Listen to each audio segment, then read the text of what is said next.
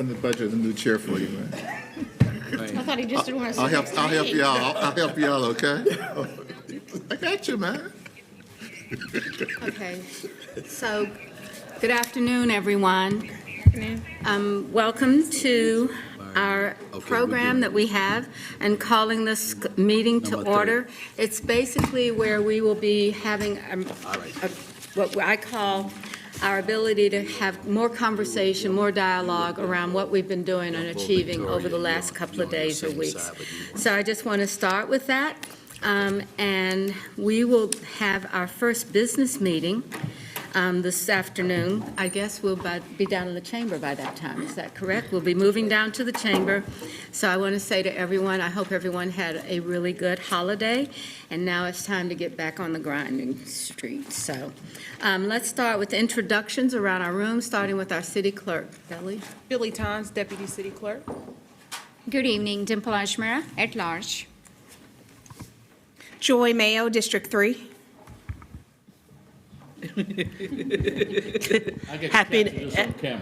Happy New Year, Dante Anderson, District 1. Good evening, Victoria Watlington. I have the pleasure of serving you as a member at large. Good evening, everyone. James Mitchell, Mayor Pro Tem. Vi Lyles, Mayor. Marcus Jones, City Manager. Kimberly Owens, speaking for District 6. Malcolm Graham, District 2. Good evening, Luana Mayfield, Council Member at Large. Good evening, J.D. Masueta Arias, proudly representing East Charlotte, District 5. All right, is that our city attorney just coming in?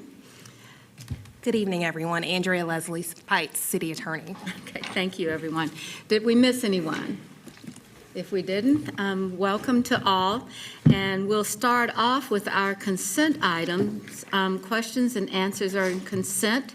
Our consent items start with item 13, I believe. James, don't let me mess this up a little bit. So, and then we will start with that, and then we'll go through with there are some exceptions that we have for some of these items today. Would it be your preference to hear the items that will not be on the agenda? Okay, let's start with that. The first one that I have is deferred by staff. Item number 34, set a public hearing on the Charlotte Fire Station Historic Landmark designation. So that's done. That's deferred.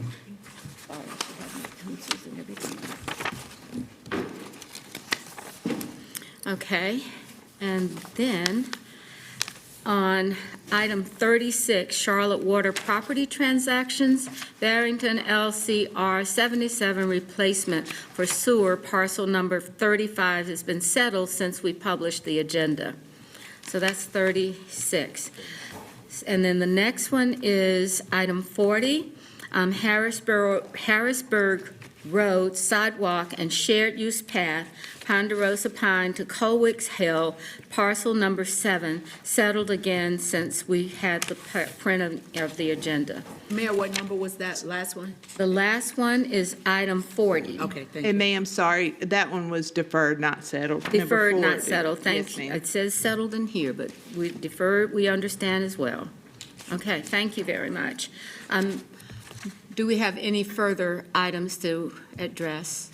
Yes, ma'am. So we had a lot of questions for this evening, and I got to speak to several of you, but some of you I didn't get around with the answers. So if we have time, I'd like to go through the Q&A real quick and see if anybody has additional questions. Absolutely. Let's begin.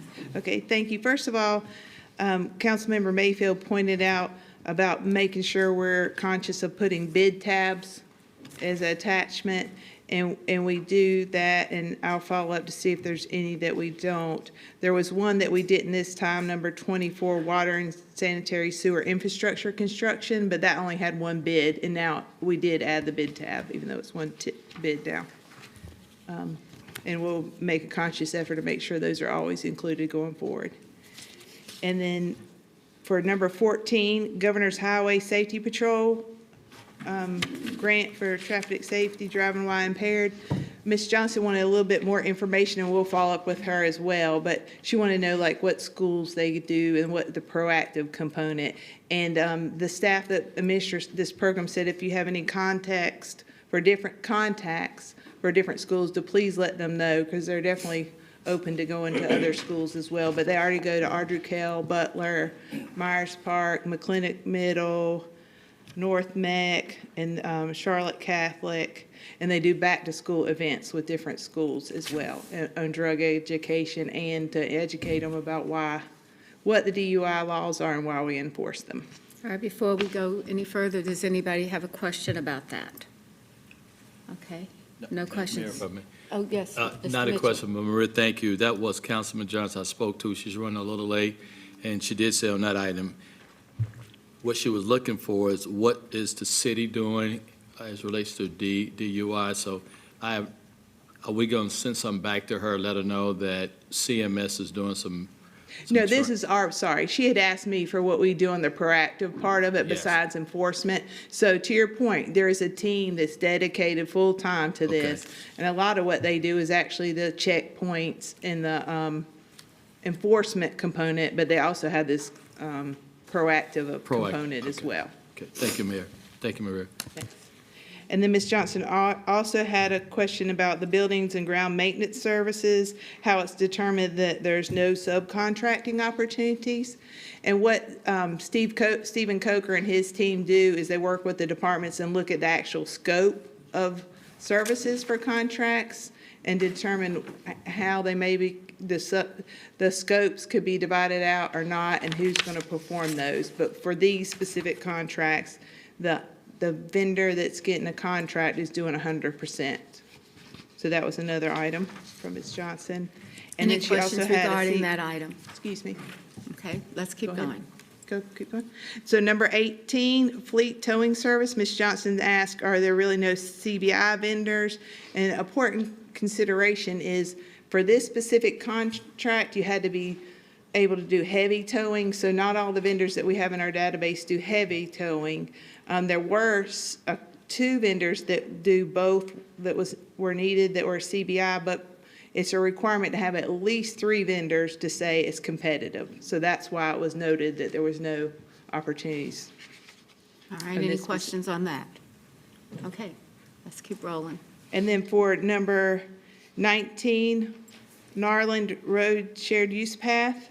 And I don't know if there's a bunch of details around this.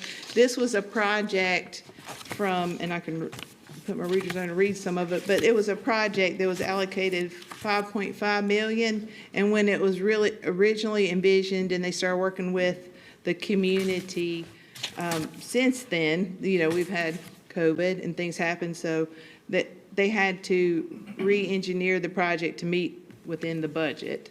But it is still a valuable project going forward with sidewalks. And it says it's delivered in 4 coordinated phases.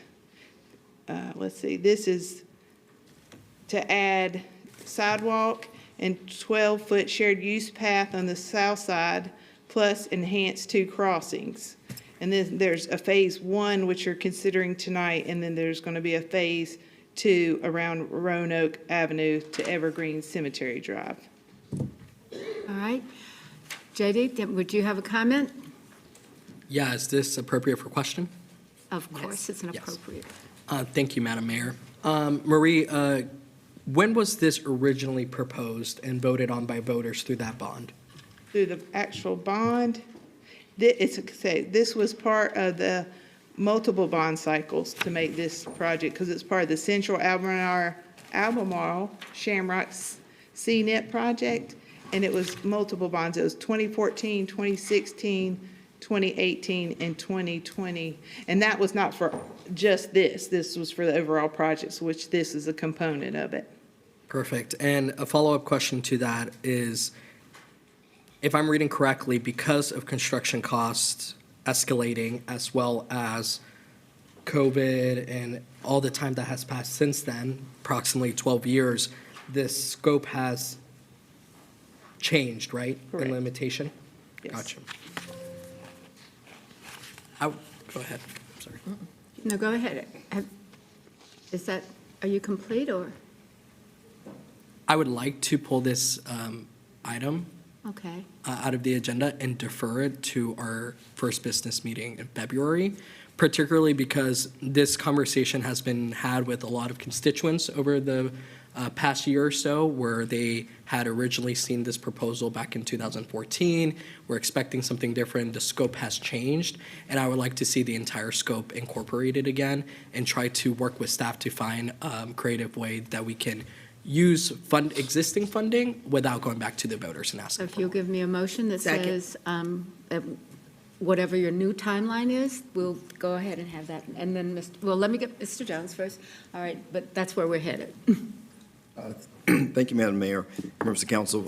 One thing is important, and I appreciate the deferral, is that there's two ways of doing projects that cross this period of time. We think the way that we do it now is exceptional in terms with advanced planning.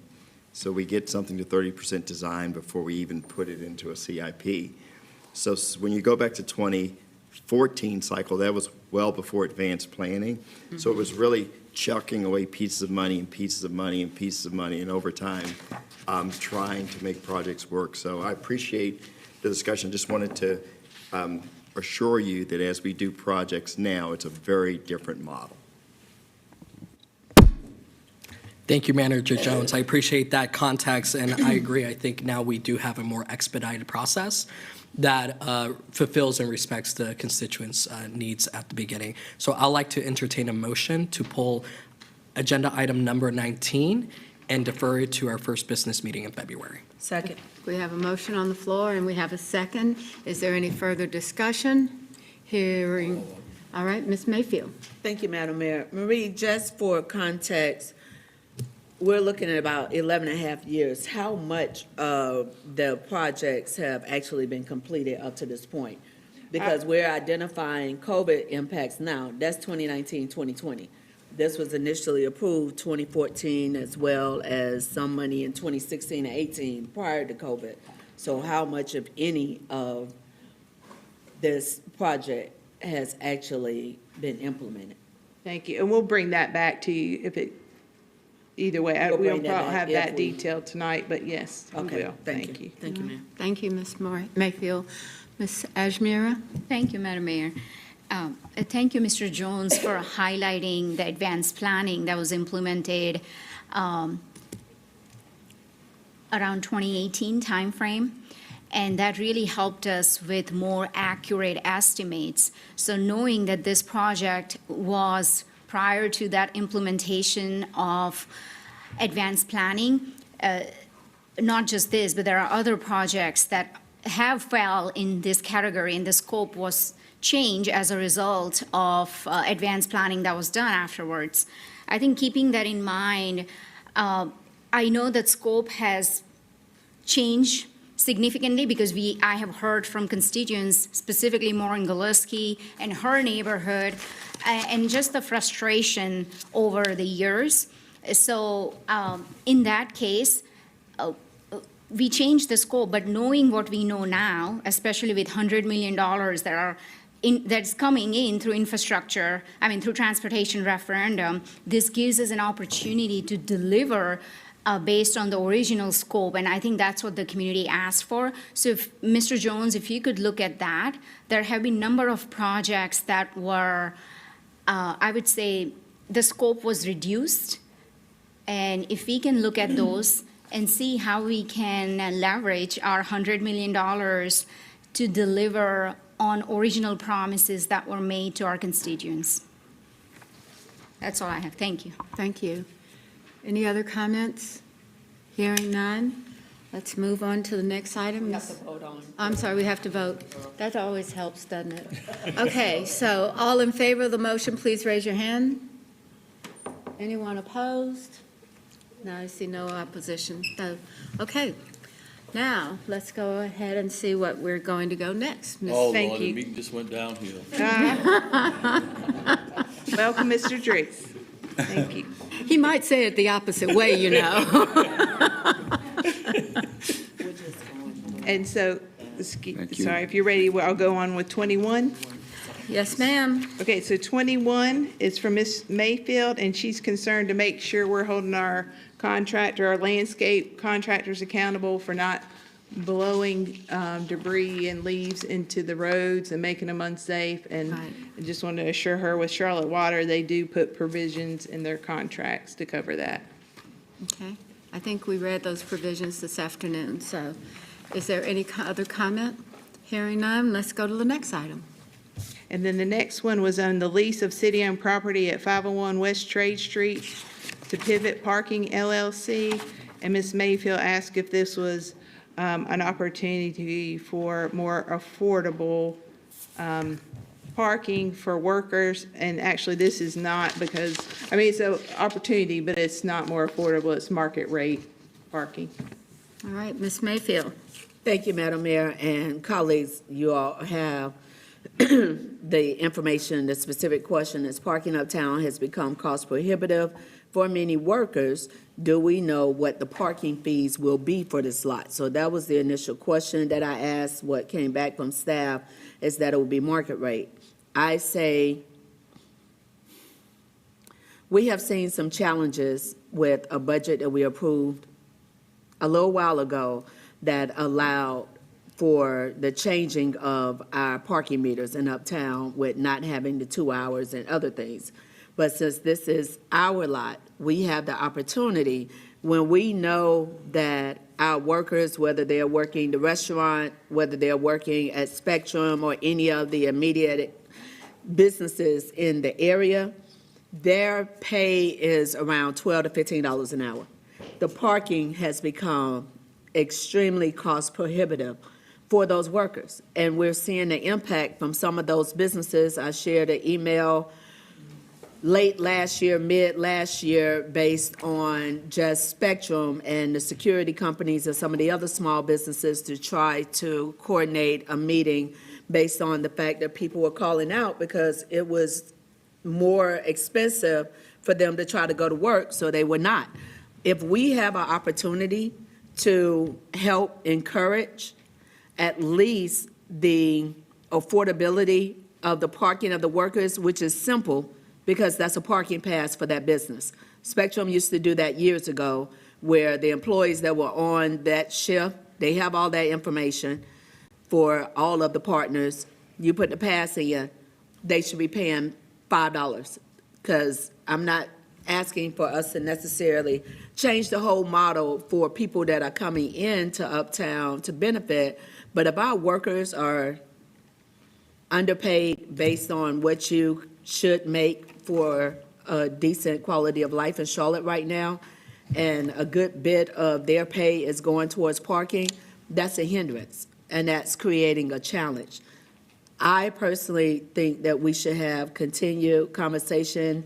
At the time that I sent this, I wasn't necessarily going to ask for a deferral, but I think it will probably be best if tonight that we do have a comment, I am going to submit and hopefully get support for a deferral for us to get more time to discuss this, because this is our land. We don't have control over other land and private entities, but we do have an opportunity to do something that's going to benefit our workers in the city and for our residents. So, Mayor, I am going to motion for us to defer item 29, the lease of city-owned property at 501 West Trade Street, to Pivot Parking LLC, for us to have additional conversation to our next business meeting. Second. And there's only one consideration, sorry, I should have, it's my fault for not putting it in there. Since this is CATS, there's also federal regulations. So, but to your point, even if this one moves forward, that could be in the quality of life review as well. But So when you say federal can I get- considerations, that means what to this conversation? Ms. Mayfield, Mr. Cagle is behind, and I think this is probably a Thank you. good time for Mr. Cagle to step forward for us. Yeah, so as Ms. Harris stated, there are federal requirements for CATS when leasing property. The federal requirement is that we seek fair market value in our leases.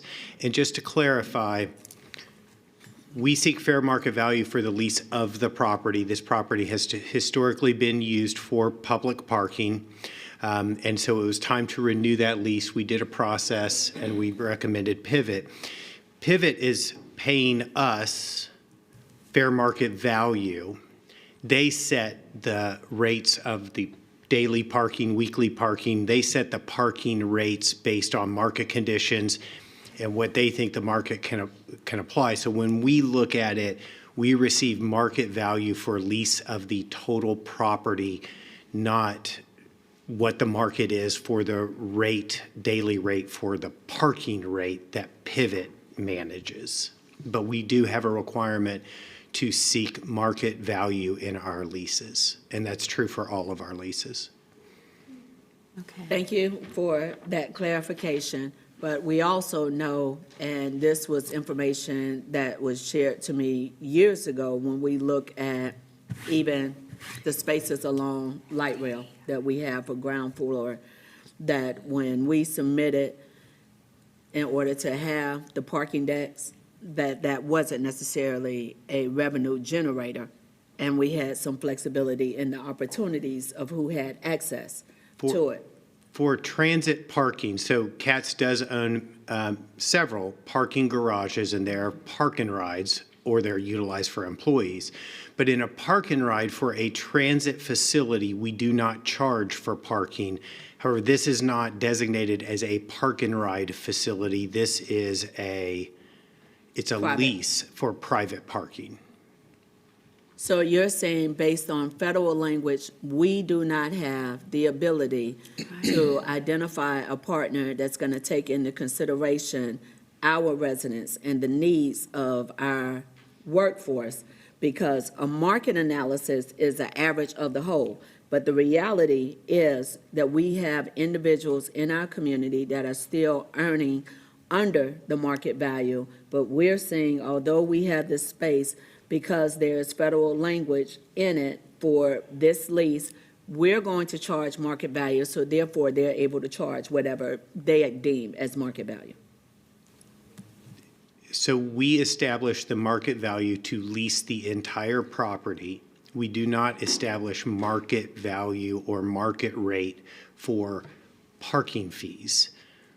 That is not the business we're in. So we have established the market value or the market rate, the fair market value for rent of this property. We then conducted an invitation to bid, and the highest proposer, because it's an ITB, an invitation to bid, you select the highest to get you to the market rate, and that's what we did.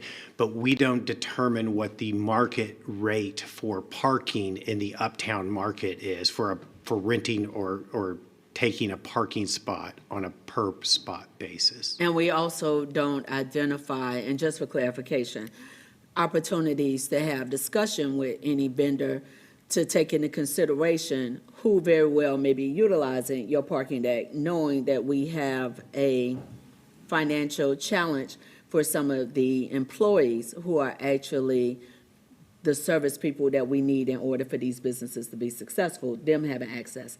That is not something that we do. We're going for highest amount in the rental rate. Again, on this property for private parking, we look at the fair market value, the highest and best value for that lease of the entire property. We also, the value of this lease, I believe it's somewhere in the $500,000 per year, goes back into supporting the transit system to provide affordable transit for our folk, for the community. And so these dollars come back to CATS and then get reinvested in the system. Generally speaking, this lot, it's basically at the corner of Graham and Trade is where this lot is. This lot will ultimately be developed as part of the Gateway Station property. But at this point, until we have a clearer picture of that, this lot has been used for private parking. It was preferred parking before we made the recommendation for Pivot, and it has always been market rate or privately provided. And generally, this lot is sees its highest usage for special events because it's generally in the same general area as Bank of America and the Knights Stadium. Mr. Driggs? Thank you. Ms. Mayfield, you make a very good point. The cost of parking is squeezing people. However, subsidizing parking costs money, and that has to come from somewhere. Imposing that cost on the lessee is not a legal or really the best possible answer.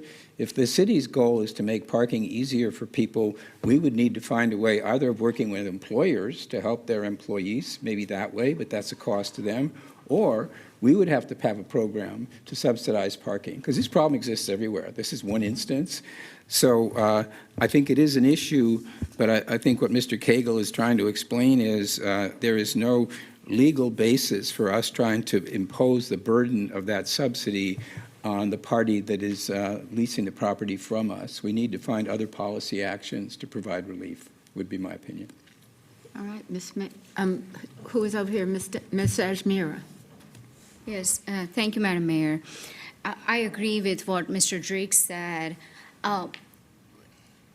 Certainly, the cost of parking is squeezing a lot of people who work uptown, but I just want us to be very careful with our approach because we are ultimately would be taking money from our CAT's operating budget, which is really enterprise fund, which should be used for improving our bus system, better bus program specifically, which many of us ran on, to ensure that we are providing efficient, reliable, and effective services to those who depend on our public transportation. And I don't think we should do that. Specifically, we have a responsibility with our enterprise fund here to support our light rail and our bus system. Thank you. All right, any other questions? So, Mayor, my follow-up for us to have a conversation that expands beyond the idea of imposing something on to this petitioner. We have land, and we have the opportunity to either approve or to deny certain contracts and proposals when we put up an RFP. Those workers that are at the gates at Knights Theater as well as Spectrum, those workers that are cleaning up, that's making everything run inside of that facility, as well as all of our facilities in Uptown that don't have access to parking. It's a cute idea to say, okay, bus is not reliable for a lot of people. We have already looked at some studies last year that show that if that bus is 5 minutes late, that can in turn have an individual arrive 30 minutes to an hour late to wherever they need to be. Most of our events, the employees need to be there around 4:30ish, 5 o'clock in the afternoon. Not to mention, we do not have the current transportation system that really gets you from one side of town into Uptown. So therefore, now, I'm going to retract my request for a deferral for tonight. Based on the information Mr. Cagle had, I will not be voting for this. But what I don't want us to do is to keep having the conversation where, well, we'll approve it now and we'll try to address it later. The time that we have to address certain instances is when staff brings it before us.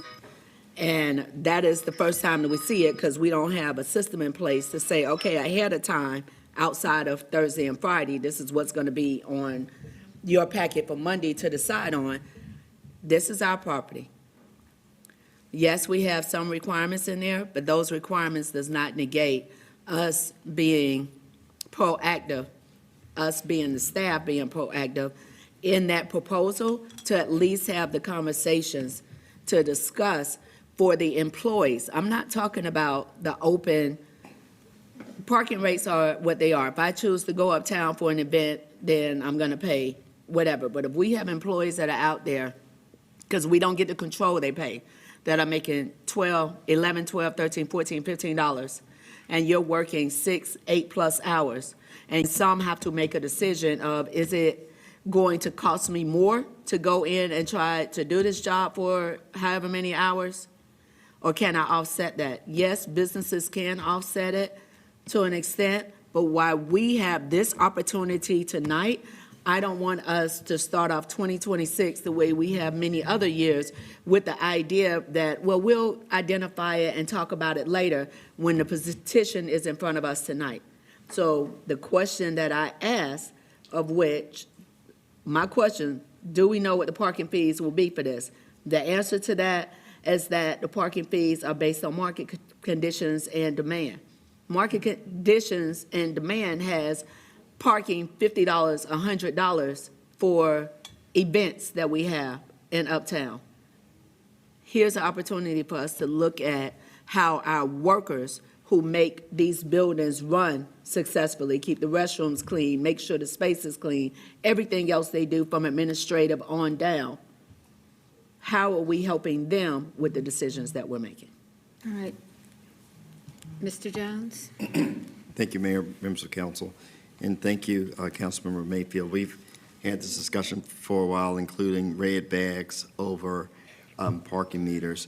What I would like to do is get to council some information what Debbie Smith has been doing with trying to work with Center City Partners as well as some of the private garages, private lots, to see what we can do in terms of having more capacity for the workers that Councilmember Mayfield has talked about. So we've started a bit of a process. What I'd like to do is get Debbie to provide some information in your next packet. Okay. All right, Ms. Watlington, you had a comment? Yes. This is an example, I think, of when we've got bid documents that go out, and then as we discuss the decision as a council, then we start to get into what should the criteria really be. Because what I hear from Councilmember Mayfield is that when we start to think about what's important to us, it needs to be reflected in those bid documents. And given that we don't necessarily see them, and by the time it's time to have a discussion, we're making decisions with what it is as is, rather than being able to give input on the front end into what the criteria is. So what I'd like us to do is spend some time looking at that procurement process on the front end. As the bid documents are coming together, how do we make sure that council's criteria and priorities are fed as input into the RFPs and the ITBs? Obviously, we're not going to get into every single specific document, but if there are particular areas that we want to make sure reflect the needs, I do think there is an opportunity to get a little more granular about what we actually expect on these contracts. All right, so thank you. Ms. Mayo? I actually would like to defer based on the conversations that I've heard today. I think as we continue to talk about what we hold dear and the morals and the values that we as city council hold, I do think this is kind of what we talked about earlier, being innovative. I understand what Mr. Cagle was saying, but I would champion staff to do a bit more exploring, and I think we should defer this item until we make better decisions. And I also agree with Victoria at being more proactive instead of reactive. I mean, we just received this. I think we can do better. Well, I hope so. I think that both of you, Ms. Watlington, who's? Ms. Johnson. Ms. Johnson, I'm sorry, I did not see you with your hand up. Ms. Johnson? Responding to Councilmember Mayo, I would agree with the deferral, especially since it's a city-owned land. City-owned land, we should demand more than market rate. We always say, and I just go back to just approving the rezoning for the mobile park. It wasn't our land. There wasn't anything like we could do about it. This is our land. This is when we can put action to our words. So I agree with that deferral. And I hope that, and another thing in my email, I talked about truck parking. I mean, there are options and there are solutions that we can provide with our land. So I think that we should do more than just lease this to a vendor to rent for market rate. Thank you. Do you need a second on Can I, Councilmember Ms. Mayo's? Mayfield, I just want to make sure that one of the things I want to ask our city attorney, when we have something that comes from the federal government and we're using this money as a part of it, I just want to make sure that we're in the right place. And so I'm going to ask our city attorney, because I think all of the things that have been said are true and accurate. And that I think that we can do something about these things, but we can't do something if the federal government says, I'm going to take this money back from you. So I just want to make sure, if you would just help me understand whether or not this is something that we ought to be thinking about for the retreat, but something that maybe would be difficult tonight because it would be harmful to cats. So will you help me out on this? Mayor, can I? Oh, Mr. Jones Right is before on? the All city right, there attorney. we go. So I just wanted to confirm with Mr. Cagle. So the land was purchased with the half-cent sales tax, Right.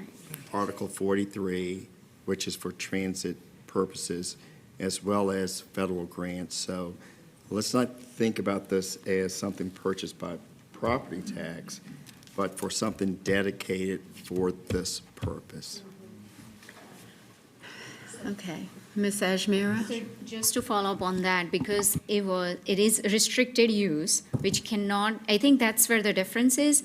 There's city-owned land, but it's not from general fund. This is specifically restricted, specific use, and legally, we cannot use it for other purposes. Am I correct? Article 43 is the sales tax, which is used for transit purposes. Right. All Thank you. right. Wait, So if I I may. was going to have, I Transit really want to have the purposes hasn't attorney been tell challenged. us, I'm sorry. Mayor, so for clarification, the transit purposes has not been challenged. I have not said that it should be used for anything other than transit purposes.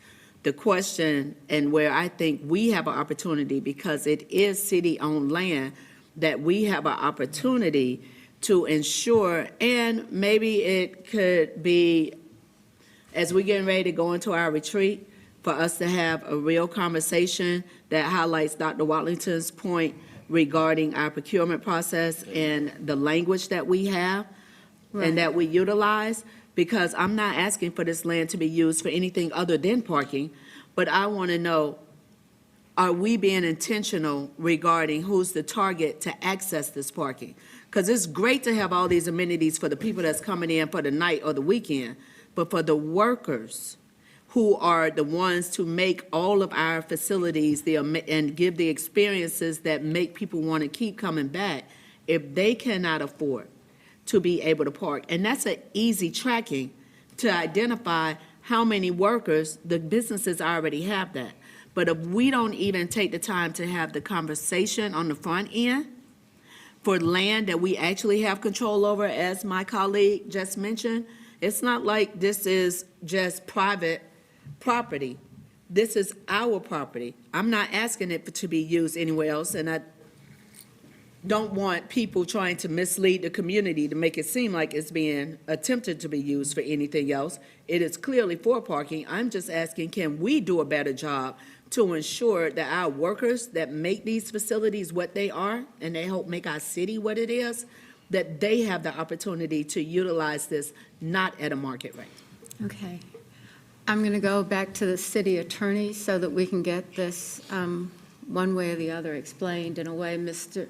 Graham also wants, as well as Ms. Anderson. I think all of us, honestly, all of us want to do better for our people. All of us want to make sure that people can have an opportunity to thrive in this community. So I don't know that that's the bottom. I don't know that that's what we're trying to debate now. It's really a debate on how do we use money that I think came to us from the federal government. So, all right. I'm sorry, could I go, can I have the attorney off, please? And can We're she gonna answer start this? that. Can we just need a second for the motion? Can you address that also, please? So there is a motion on the floor from Councilmember Mayo, and there has not been a second yet. Second. Okay, thank you. Mayor, members of council, the invitation to bid process requires the city to consider the highest bid for the property. That's important for purposes of compliance with federal law related to getting the highest and best value for the property. And so when we talk about what is the city's obligation with respect to leasing, it is, Mr. Cagle outlined a moment ago, the importance of getting the highest and best value for the property. Now, how much the the company, what is it? Is it Pivot? Pivot how much they choose to charge for those who will be leasing or using the parking is another but concurrent conversation. But the city's obligation is to ensure that we're getting the highest and best value for the property, and that's how we comply with federal law. One other clarifying point on this. So we talk about transit uses, and that is absolutely correct. I want to clarify, this property was assembled as part of a larger parcel or parcels of property for Gateway Station. The Gateway Station is a transit use. Private parking is not. And so what this is a secondary use until we can then put it into use for transit. This lot has always been private parking. When we purchased it many years ago, it was a private parking lot. But the transit use is not private parking. If that had been Katz's long-term plan, let's go buy a private parking lot and lease it out to somebody to keep, that is not a transit use.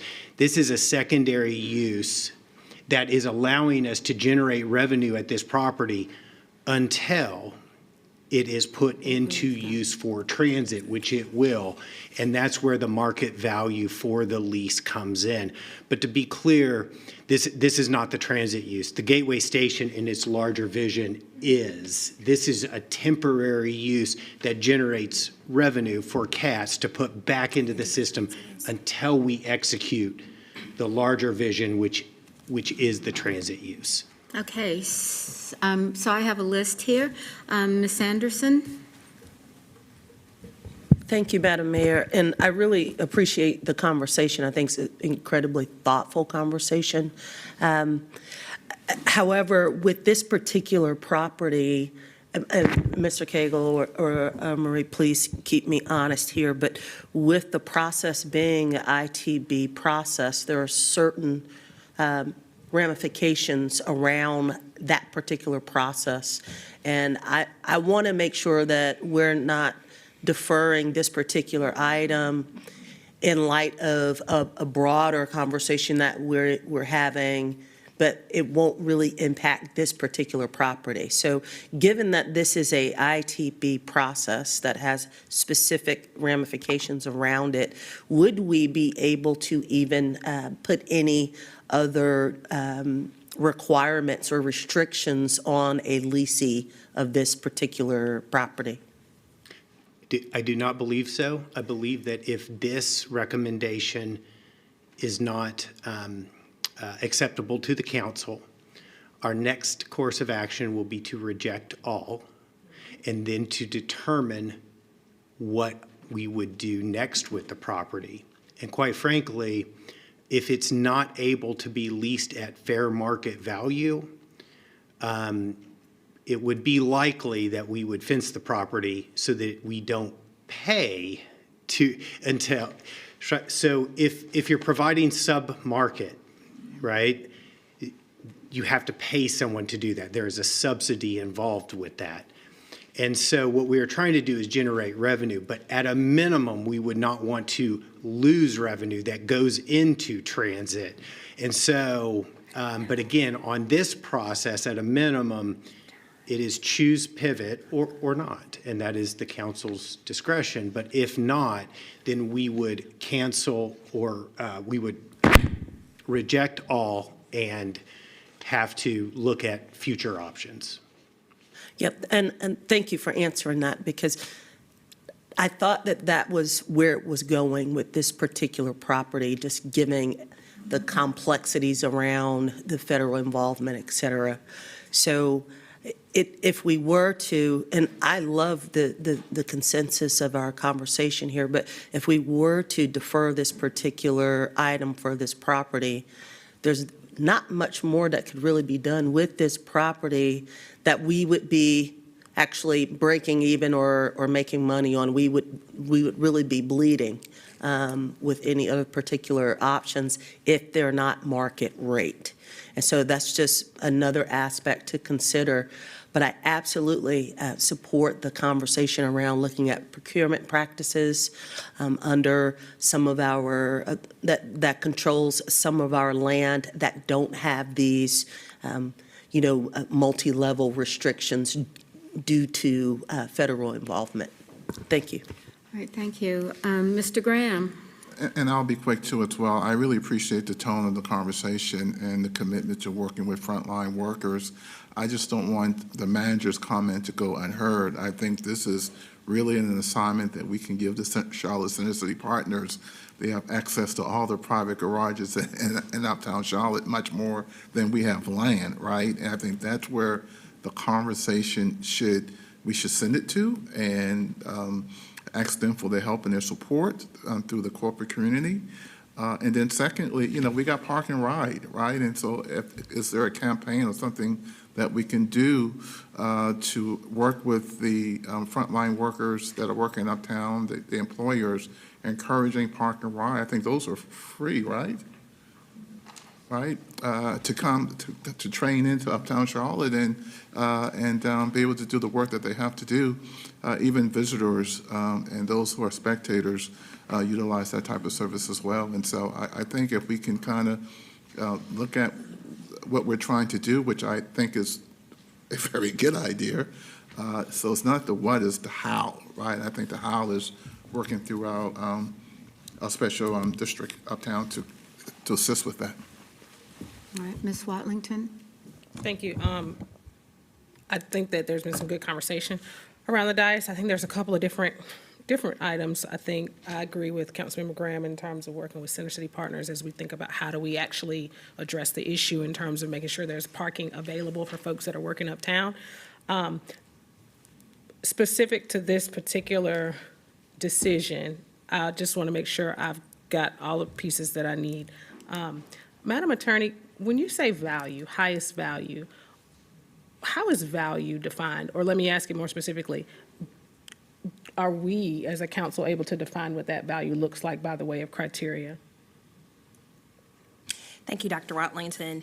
The question of fair market value is based on the market analysis and what is, case law defines it as what is the most competitive price based on the marketplace.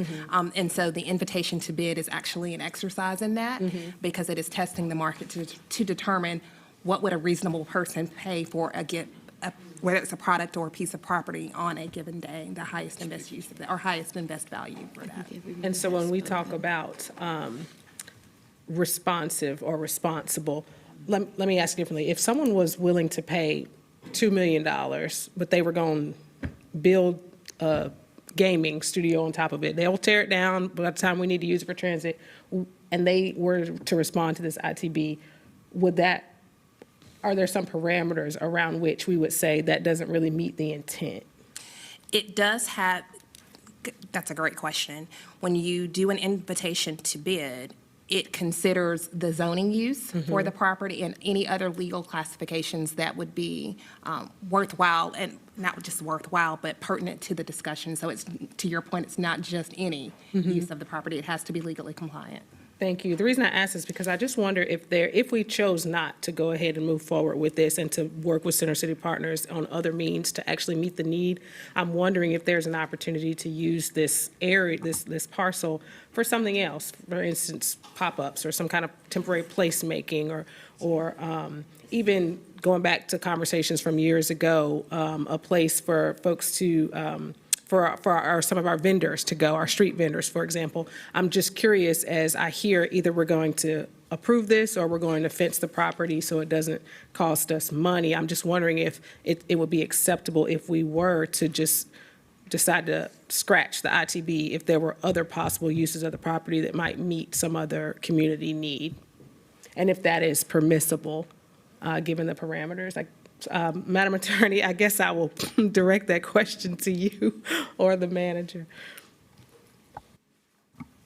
Dr. Watlington, it is both a legal question, but also a policy question. The legal question certainly is to say, if we are going to maintain the space of the invitation to bid, definitely get the highest fair market value. But if council's pleasure is that there be an exploration of other uses of the property and the potential revenue boost to CATS as it relates to this sale is outweighed by the policy consideration, and again, that's council's decision, then it would then you would strike the ITB and decide which use of the property made the most sense. And that may be a situation where you say, you know what, the fair market value piece is not as important to us as the policy piece. I appreciate you. Thank you. So I will also say, the reason that this was put forward as parking, so this was not a blue sky ITB, tell us how to make the most money on this property. That is not the ITB that came forward. The ITB was to tell us how much, as a parking provider, you, the private sector, are willing to pay us to use this property for parking. So the reason it went out that way is that is the grandfathered historic use of this property. Other uses of that property may not be conforming and may require other zoning type of decisions to be made, which we would not want to pursue because, again, this is a temporary short-term use of this property. The long-term use of this property is build a transit facility known as Gateway Station, as the Charlotte Gateway Station. And so, again, we were not seeking a blue sky request of what could be put here, because what will be put there is Charlotte Gateway Station. This is a temporary use until that time, and the temporary use is limited by what it has historically been used for and is grandfathered under current zoning requirements to be used, and that's why it is only parking. It may be possible to make more money on this lot. Understood, But- totally clear but that it's that's why it temporary was- and that that's the why it was long-term limited. plan is for transit, Right. not taking away from that. I'm thinking about even Brook Hill, for example, and we're talking about things that the property owners and the group that's working on the property want to do in the meantime that doesn't necessarily require a rezoning, or we hope it doesn't require a rezoning to execute some of those activities, knowing that they'll be temporary in nature. I'm wondering if this is another opportunity to do that. I personally would be willing to explore that in the meantime, but certainly zoning and this conversation is solvable around this dais, so I look forward to figuring out what we're going to do. All right, I'm sorry, is there a comment? Because I know that, sorry, it's like, Kimberly, you have the floor. Yeah, thank you. I appreciate that, Mayor. So I am exceptionally sympathetic to the thoughts of my colleagues around the dais. I'm also very keenly focused on what the ITB actually was. And what it was for someone to be able to park and hire and retain the services of folks to lease this out for market rate. And that is not what I'm hearing that we want, but that's a different ITB. If we had put this out perhaps and said, you're going to be limited in the prices that you could actually charge for your parking, then perhaps that would be a different, and that'd be a wholly different inquiry. I just feel like we've had a lot of time on this issue. That's not actually what's in front of us. What is in front of us is this contract right here, and this contract right here is limited by the federal government. It is limited in the uses that we can make, and so I would propose that we go forward with this one, but that we do have a thoughtful exchange of information about what our options are on other city property where we may put out a request for proposal, or we may put out an ITB and tell them that they're going to be limited in terms of the amount that they can charge. I think everybody loves this opportunity to speak about this issue. I know that Mr. Driggs has raised his hand, and we will, I hope, complete this after he makes his remarks. Just want to remind everybody, we did adopt a policy about active management of the city's property, right? And Mr. Manager, maybe you'd like to remind us, but at that time, we departed from a limited use of city-owned property, highest and best, to a more comprehensive strategy around how we use our city assets. So we've done that, right? And I just think maybe it'd be helpful if you reminded us what the outcome was then. Not necessarily now, but I'm just saying, let everybody know. Some people want to hear that. Sure. But we've had the conversation about finding better ways to use city property than just sell it. Yes. So I think everyone has had an opportunity to speak. Ms. Owen, thank you for wrapping us up. And is there a motion on the table? There's a motion. We already have a motion on the table. All right, so we have a motion. All in favor of the motion, please raise. Let's read the motion, to make sure it's consistent with what people are having at the conversation. So the motion for item number 21-9 was moved by Ms. Joy Mayo and seconded by Ms. Mayfield, and it was to defer item number 29 to the next business meeting. Okay, so you've heard the motion. All in favor, please raise your hands. 1, 2, 3, 4. Anybody over here? I don't, It's 5. You have 5? 1, I'm sorry. 1, 2, 3, 4, 5, 6, 7. Okay. 6. All right. All right, is your hand up, Ms.? 3, okay, 6. 4, 5, 5, 6. 6, thank you. We have 6, okay? All opposed? Please raise your hands. 1, 2, 3, 4, 5. Does that include Ms. Ajmira? Yeah. 5, okay, 5. Okay. The motion passes. Thank you very much. Great conversation. Okay, next item. Yes, ma'am, thank you. And the next one was a question from Councilmember Johnson on the lease of city-owned property at University City Boulevard parking deck, and more broadly, this deck and also the J.W. Clay deck, as far as what's our success rate for our tenants there and how are we helping the community as far as getting small businesses. And just to clarify, there's 12 storefronts in total, and of those 12, there's only been 1 eviction that's happened. And CATS does work with tenants to put them on different payment plans as needed, but there has been 1 eviction.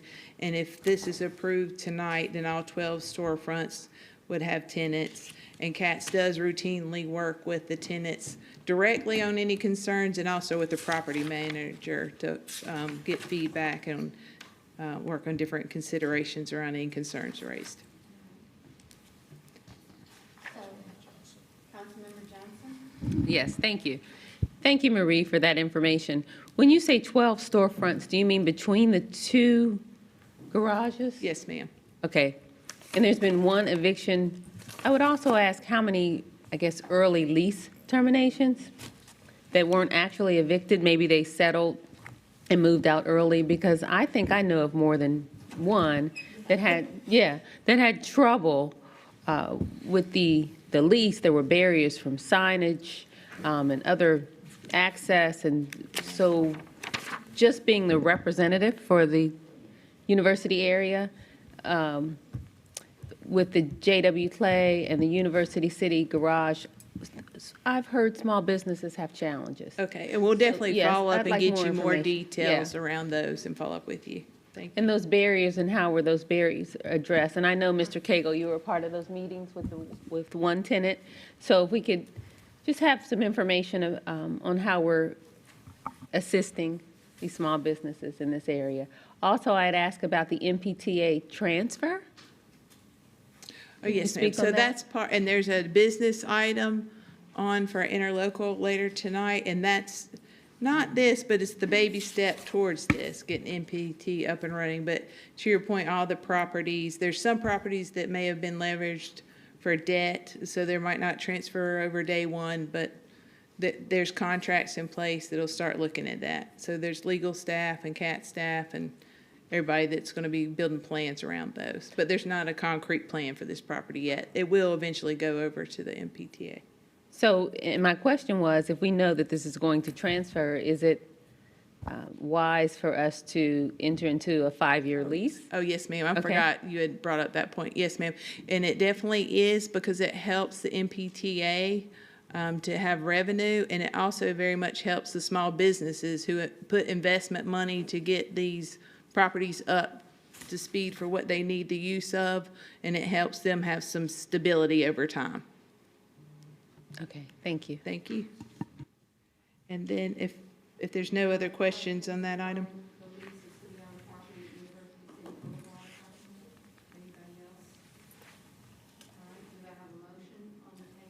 Well, Matt, we're going to, if you don't mind, we'll just finish the last three, and then we can do the ones that aren't pulled. Okay, and so the next one is airport transit buses, and this was from Councilmember Owens about how this fits into CAP, and this definitely is aligned with CAP. There is a problem with getting electric transit buses. There's a backlog of parts, and we're waiting on several now. So the plan for this coming up year is 7 hybrids, but that's consistently or constantly assessed based on the availability of the electric buses and the hybrids. All right. Any questions or comments on this item of the transit buses? Okay. let's And then move- Ms. Mayfield had another one, sorry, it's on the same item.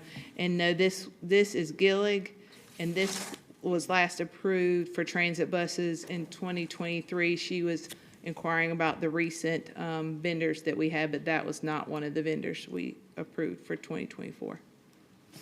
Okay. Thank you. Any further comments on those two items? Okay. And, I'm sorry. And then one more, Ms. Johnson had questions around, or just wanted a little bit more detail around item 38, property transaction on Kai Kendall Road improvements. And Ms. Johnson, I don't think you've had a chance to see the response, but this is making a new sidewalk where there's currently not a sidewalk. And it's going from Kai Kendall Road, from Thornblade Drive to McKee Road. And there's also going to be a right turn lane installed from Kai Kendall Road to McKee Road, as well as crosswalk and pedestrian signage. Okay, thank you. Yeah, my question wasn't regarding the project, it was regarding the condemnation, Okay? and that the property owner wanted to continue to mediate. I know we have a speaker tonight. I think it's the same issue we talked about. No, ma'am, I'm sorry you weren't here, but Okay. there was a speaker on a different one that's been pulled. Okay, well, a different one.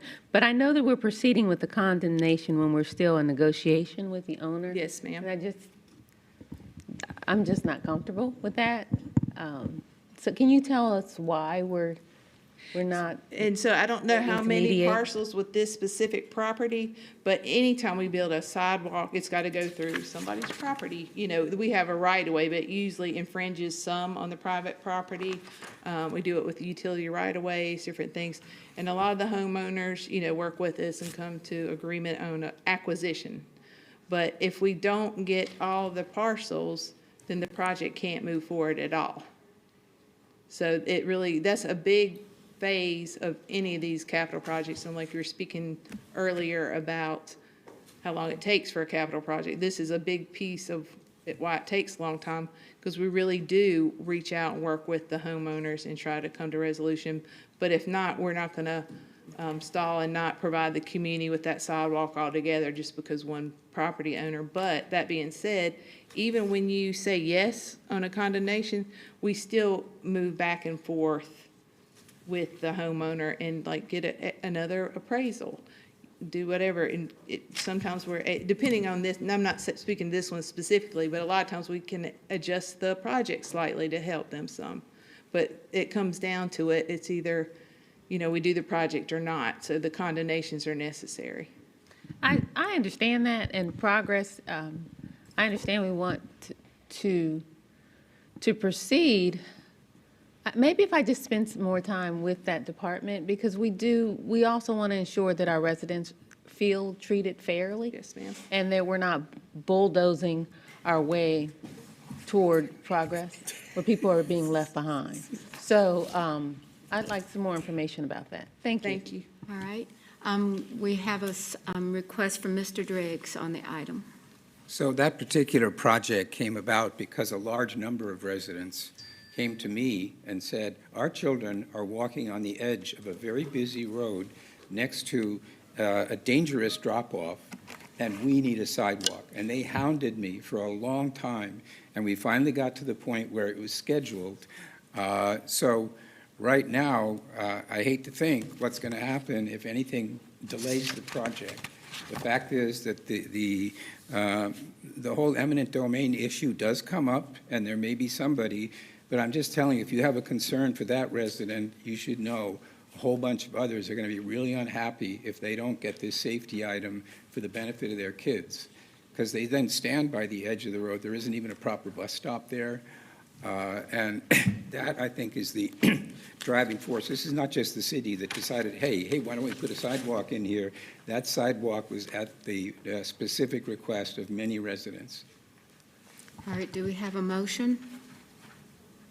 And Madam Mayor, that's the last one I had Q&A on. So, and just working with the clerk, just to make sure we're aware of all the items before you entertain a motion. I believe it's of all the consent items, but not 19, 34, 36, 40, and was there another defer? 20 and 29. Okay, thank you. That takes, did everybody get that? 19, 29, 34, 36, 40. I'll approve, or do I have a motion for those? We have a motion? Second. Second. All in favor, please raise your hands. For clarification, you say all the other ones outside of the ones. Right. Yes, I'm ma'am. sorry, I meant the 'Cause that's inside one, for thank you, the but that's, record. thank you ma'am. very much. For the record, we had hands up, all right? Anyone opposed? Okay, we can Thank move you. on to the next part of our agenda.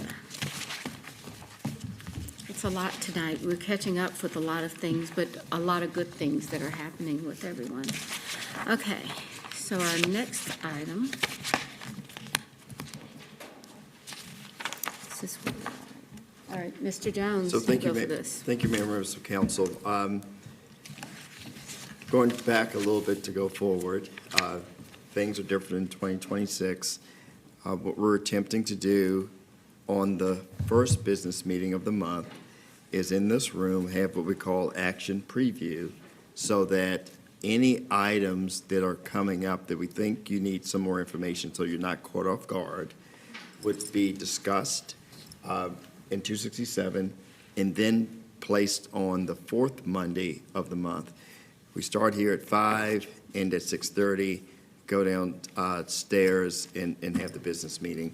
The fourth Monday of the month, it would be different. We would start in the chamber because all of the preview items would have been discussed 2 weeks beforehand. And we would have the public forum, followed by, in the middle of that, it would be, at the end, the council comments. Today's going to be a little bit of a hybrid because we do not have the fourth Monday as a business meeting. We will have the retreat. So what will occur today is there's a report out from the committee, Housing and Neighborhood Services, which is the pollinator habitats and naturalistic landscapes. So it's important that the whole body hears that before it comes back on what would have been, I guess, the fourth Monday.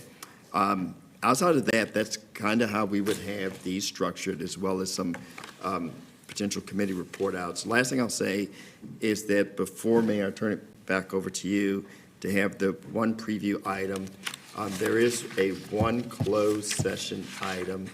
If we get through that in a timely fashion, we could have the closed session item before we go downstairs, or we would have it at the end. Again, a little bit of a hybrid this time, because we will have the public forum on the second Monday as opposed to the fourth, because once again, we're not going to be in the building on the fourth. Thanks. All right, thank you. I really want to say that if all of us conducted our work like we did with the, I think what we said as what we were doing in terms of the council member discussions and leadership, that was amazing. I mean, I think everyone would probably say this was something that was very, very much needed. And so thank you all. But out of one of these, we got a pollinator habitats and naturalistic landscape recommendation, which we're all, I'm sure, going to be happy to do. Let's see, whose committee was this, Mr. Mitchell? Councilmember Mayfield. Ms. Mayfield, let's go for the Thank you, pollinating. Madam Mayor. Manager, just quick question. We're only going over that, not the new models and strategies that housing. So, thank you, colleagues. I want to first acknowledge my colleagues on committee, Councilmember Arias, as well as Councilmember Johnson, Mayo, and Owens. So I have the dream team with the new people, and Renee and I get to lead that. On January the 6th, we had our meeting, our referral based on the December 17th referral from the mayor. She asked the committee to explore how the city can further encourage the creation of pollinator habitats and naturalistic landscapes while also maintaining safe and sanitary neighborhoods and communities. Staff did provide the overview of the current health and sanitation ordinance regarding overgrown vegetation, reviewed the city's current registry program for pollinator gardens and naturalistic landscapes that exempts maintained habitats from code enforcement, and proposed an amendment to the current ordinance to codify the enforcement exemption when properties are registered and properly maintained. The committee did express support for the enforcement exemption for maintained habitats and emphasized the importance of training, education, clear communication, accessible registration options, including for individuals with limited digital access, as well as the opportunities for collaboration with our partners such as Mecklenburg County and Tree Charlotte. Our action, the committee did vote to recommend the proposed ordinance amendment to full council, and our next steps would be that staff will present the topic and proposed ordinance to council at the future action preview, but that is the overview. If there was any specific questions, staff is here, but I think that pretty much covers. We are ready to move forward and ask for support from full council. All right. Are there any comments or questions? Hearing none, it will come back to the council for a vote, and then we'll know whether to say yes or no in that case. So I hope that all of us have enough mulch in the house and the garage so that we can all say yes to it. So thank you very much. All right, we are now ready for a closed session. So we're going to have to ask many of you to take a break, and you can come back again. The TVs will be going. Mayor, if I may read the motion. We're going downstairs. Mayor. We need a motion. Mayor, if I know. Guys, if you give me a moment so that we can have a motion to go into closed session. Okay, guys? Okay. All right. So. Thank you, Madam Mayor. The proposed motion would be to go into closed session pursuant to NCGS 143-318.11A3 to preserve the attorney-client privilege in the matter of David Guetta versus City of Charlotte, claim number W00452. Second. 686. So moved. We have a motion and a second on the floor. All in favor, please raise your hands. 1, 2, 3, 4, 5, 6, 7. We have a quorum. All right, we're going to wait until.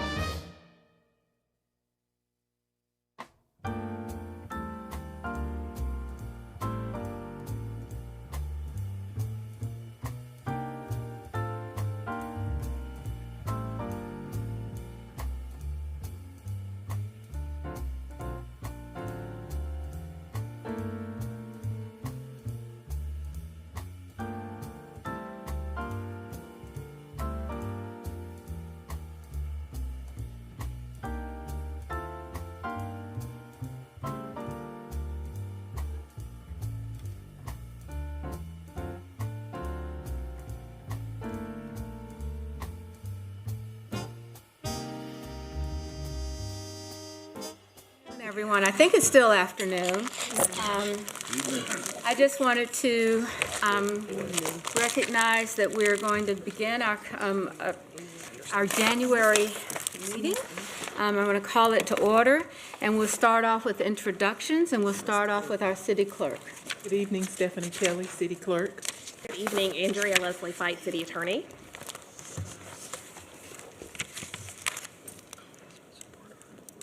Oh, Ed. Good evening. Sorry. We had our clerk and our attorney, and now, Good evening. I'm Victoria Watlington, and I have the pleasure of serving you as a member at large. Good evening, Joy Maya, representing District 3. Dante Anderson, District 1. Marcus Jones, City Manager. Ly Lyles, Mayor. Good evening, everyone. James Mitchell, Mayor Pro Tem. Good evening, Kimberly Owens, representing District 6. Malcolm Graham, District 2. Ed Driggs, District 7. Good evening, Luana Mayfield, council member at large. Good evening, JD Masueda Arias, proudly representing East Charlotte, District 5. Good evening, I'm Renee Johnson, and I'm honored to represent District 4. Okay, so let's call this meeting to order. Good evening, and thank you all for joining us here in person, especially those that are watching online. Also, I want you to know that this is our first business meeting of 2026, and so for those of you that didn't get a, really good present or something, talk to somebody that you know that's not down here. Okay, so we begin our meeting with an invocation, an expression of inspiration, or followed by the Pledge of Allegiance. The invocation is intended to solemnize our proceedings, and we celebrate the religious diversity of our community, including those that do not practice a religious faith. Tonight, Councilmember Anderson will give our invocation. Followed that will be our Pledge of Allegiance, and please choose to join if you want to participate. Ms. Anderson. Thank you, Madam Mayor, and Happy New Year to everyone, and also Happy Founders Day to the sorors of Delta Sigma Theta Sorority Incorporated tomorrow. And I just want to share a thought that I've had in light of our Founders Day. Delta Sigma Theta was founded at Howard University by 22 women in 1913, and they were a group of very young women who were eager to exert their agency around social action. They very much wanted to be a part of what was going on politically and throughout the country. And they made the decision to actually break off from another organization and stand up Delta Sigma Theta with the very first act of participating in the Women's Suffrage March that occurred the very next month. And that was a great debate, as you can imagine, back in 1913 around women in particular who were sent to college and university to get an education and more than likely find a husband to take on these social activities.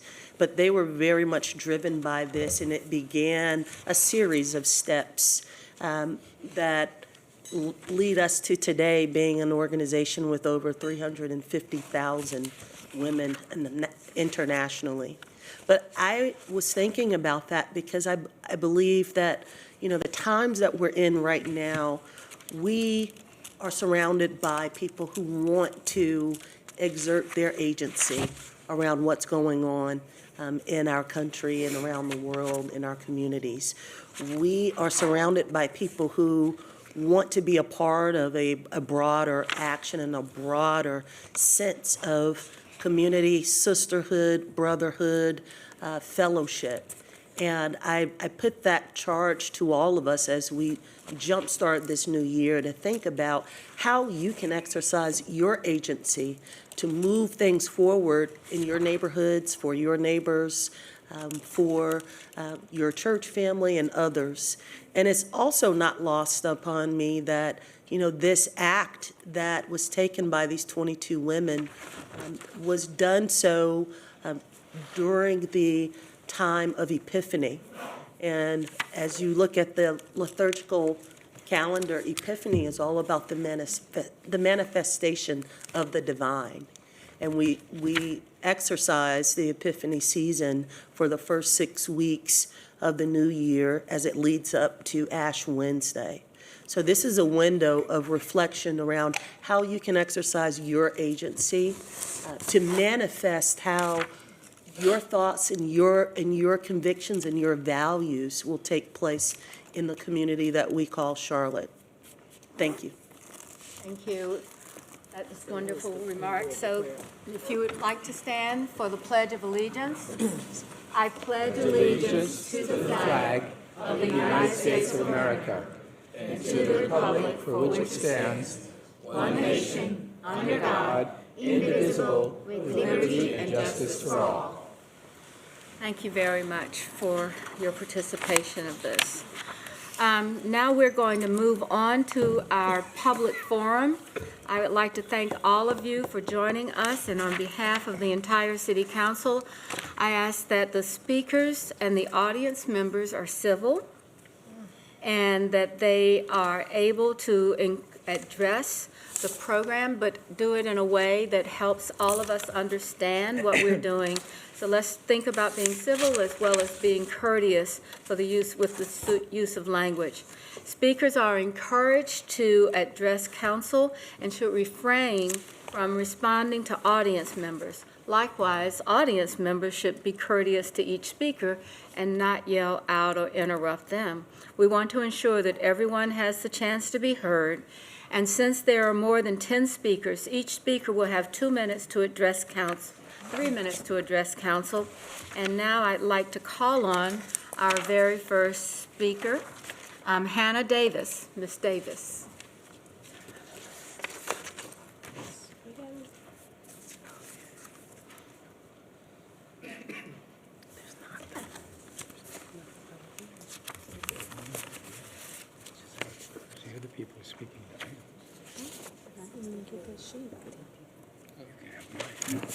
Good evening, Mayor Lyles and council members. My name is Hannah Davis. I live at 400 North Church Street here in Charlotte, and I'm a local arts organizer. Thank you for this opportunity. I'm here tonight to share a practical perspective from the field and to request a meeting with city and tourism leadership to discuss how we better connect residents and visitors to the culture we're already investing in. Recent articles in the Charlotte Observer and Axios suggested Charlotte lacks a strong cultural identity. I disagree. Charlotte does not have a culture problem, it has a connection problem. We are not consistently connecting people to the culture that already exists. Socially, that limits engagement. Economically, it limits tourism growth. Tourism works in 2 simple steps. First is attraction. In 2025, the Charlotte Regional Visitors Authority had a record-breaking year bringing visitors to Charlotte. Second is conversion, turning visitors to spenders, repeat guests, and ambassadors. That's where Charlotte has real untapped potential. About 55% of visitors come here to see friends and family. That means residents are our unofficial tour guides. If residents aren't connected to the city's cultural life, visitors won't be either. Here in Charlotte, City Pulse Lab is testing how to close this gap by asking one question: what makes people show up? One resident-focused pilot has grown to over 4,300 members, hosted more than 350 programs, and maintains a 4.8 star satisfaction rating. Started in 2020, it's now the largest independent local arts group in the country. What we've learned is clear. This isn't a city without culture, it's a city hungry for it. When locals are connected, they engage. A visitor-focused pilot started in 2023, Uptown Funk, the Story of Charlotte walking tour, has consistent 5-star reviews on Google and TripAdvisor. When culture is easy to access and well told, people respond and share it. That's earned media, and it's one of the most efficient and effective ways to grow a destination. The city has made meaningful investments in arts and culture, and that commitment matters. But investment alone doesn't create connection. What's missing is a coordinated way to link cultural investment to resident engagement and visitor experience, so we can measure what works and scale Ms. it. Davis, thank you for. Thank you so the much. opportunity. I believe if you would look at Ms. Allen over here and then have an opportunity to give her your remarks, or if there's further information that you'd like for us to have, please feel free to address Ms. Allen. So thank you. So our next speaker is James Barnett. Mr. Barnett, it's good to see you.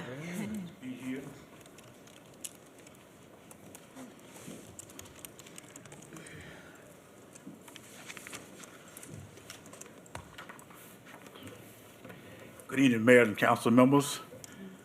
I came today with a nice speech, but my background didn't show up. So I'm going to make it short and sweet. The murder rate in Charlotte decreased last year, and we're going to go all out this year to bring it down even more. We need your support.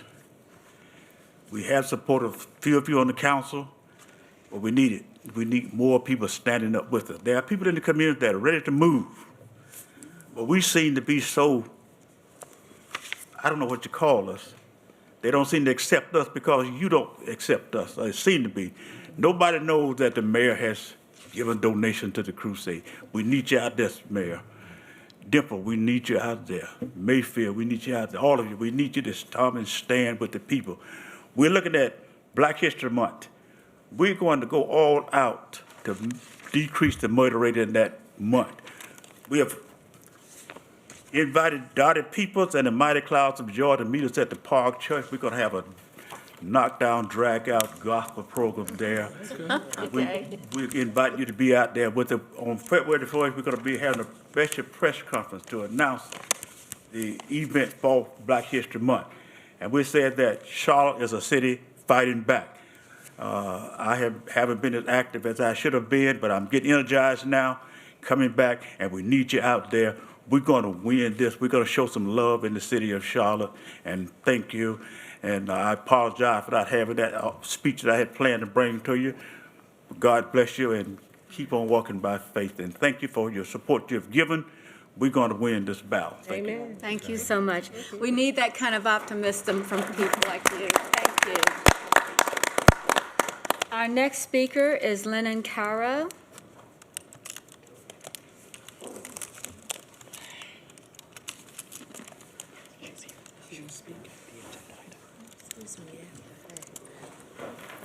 Hello, thank you for the opportunity. My name is Lennon Caro. I'm a resident of Charlotte living in District 4. I'm a community researcher at a local nonprofit called Camino, and I also teach part-time at UNC Charlotte. I'm also part of the Charlotte International Cabinet, which is, as you know, a body that provides input and recommendations to the City Council on topics related to foreign affairs and immigration. I wanted to come speak today to urge the City Council to consider the development of an office within the city dedicated to better help integrate immigrant communities to the mainstream population, like an Office of International Affairs or something like that. This is something that we are exploring within Charlotte International Cabinet, the importance of having such an office for both the economic development and community integration of the city. Now, why is such an office important and why do we need it? Well, when you look at the census data, you can see that Charlotte is becoming an increasingly global city. Back in 2015, around 15% of Charlotteans were immigrants. And now in 2024, which is the most recent census data available, 20% of Charlotteans are foreign-born immigrants. Within this decade, the number of foreign-born Charlotteans increased by 44%, while the number of Charlotteans born in the U.S. only grew by just under 5%. So immigrants are a significant part of the fabric that makes up Charlotte, and I think it is crucial that they have the support to better engage with all things that the city of Charlotte has to offer to promote upward mobility and access to resources to live better lives here. Through my research, when I ask immigrants why they come to Charlotte, they say that it's a place where they can find work, sometimes start a business, and build their family. Something like an Office of International Affairs can boost Charlotte's immigration population and increase Charlotte's global connections and economic profile. I urge the City Council to seriously explore and plan to develop such an office for the benefit of not only immigrants, but but all those who live in Charlotte for a better city. Thank you so much. Thank you very much. I think we have a retreat coming up, and perhaps that might be something that we ought to discuss. So with that, I would like to also now have Garland Green. Mr. Green?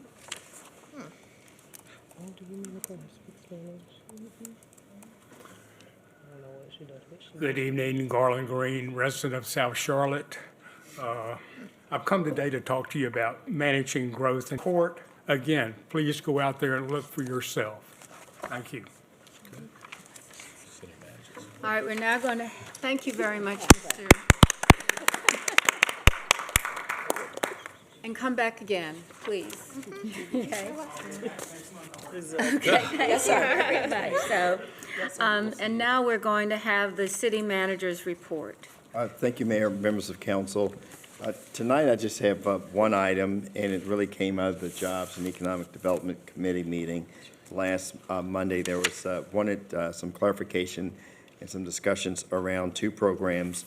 Well, a program, Skill to Build, which has two components with it, workforce development as well as small business growth.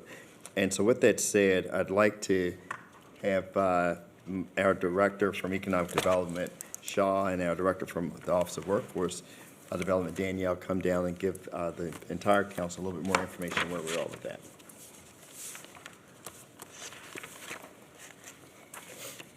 Thank you, Manager Jones.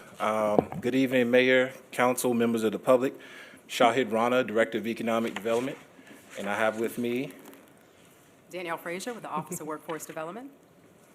So the City of Charlotte has been preparing for significant mobility and transportation investments that will not only impact our communities to help people move about to places of residence, employment, and also tourism, but this is also a substantial opportunity for contracting and employment.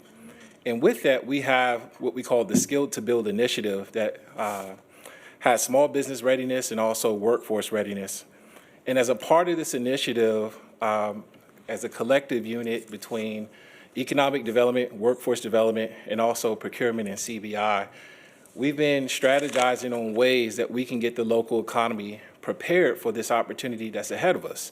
Understanding that this is a 30-year commitment, there will be significant investment that will touch all aspects of our community. How can we prepare the local workforce and also small business community for these contracting opportunities?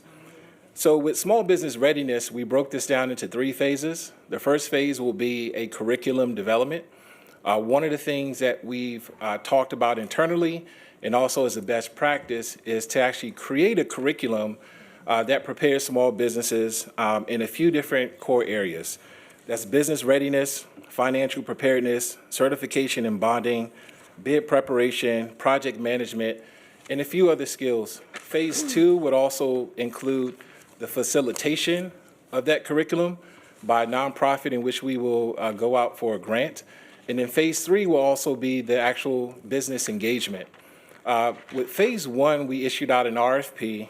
The RFP was issued out on Monday, December 8th. The actual deadline is January 15th. And we're planning to have vendor selection in the month of February.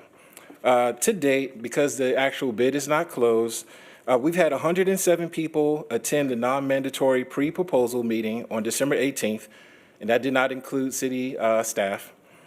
We have 5 proposal submissions already received to date, and we also have 25 proposals that are work in progress status between 0 and 40%. So a contractor has the opportunity to upload their information. It actually shows the actual percentage of completion of their RFP. So we have 5 completed to date. We have 25 already in the system, and the actual RFP submission date is the 15th. So we are still receiving information. We had 109 vendor questions that were submitted, and there were 2 RFP addendums that were also given information to the bid solicitors. In regards to communication, we've also promoted this actual RFP through the City Speaks newsletter, resident newsletter. We've had over 4,700 people who received that actual newsletter. We've also promoted this on LinkedIn as well, with almost 2,400 engagements with that as well, and then over 83 businesses that actually click the link to receive information and file information. And also through Facebook as well, where we had just under 2,000 people who engaged with that actual notification. So we're excited about this opportunity. We've also communicated with CBI as well to do a blast of the RFP to their distribution list. And we're excited about the outcomes that will come from this. So for further context, we thought it was also very important to own that curriculum, so that way, as the years go by, if there's legislation or changes in policy, then the City of Charlotte has a curriculum, and then we can engage with our nonprofit communities or training providers, and then we own the intellectual property where we have quality control and assurance.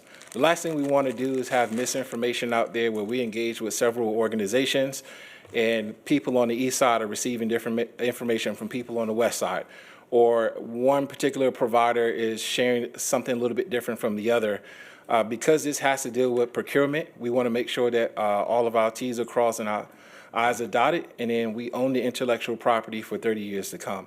And with that part, I'm going to hand this over to Danielle Frazier to give an update on the workforce readiness.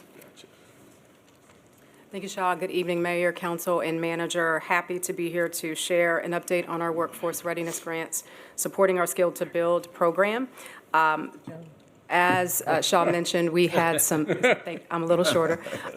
We released 2 grants, workforce development grants, in December of last year. And I'm going to share a little bit, an overview of both of those, and then share where we are with next steps on both of those grants.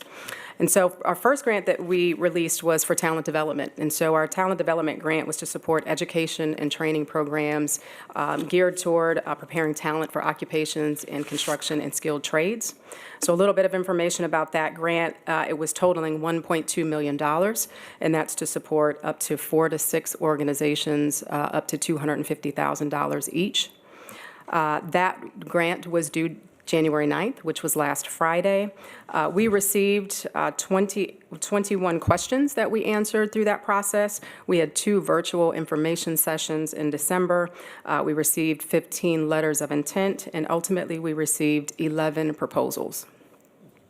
The second grant that we put out was for business engagement and training, and that was focused on strengthening our business capacity through talent sourcing and workforce training grants that support hiring, employment development, and upskilling new and existing employees.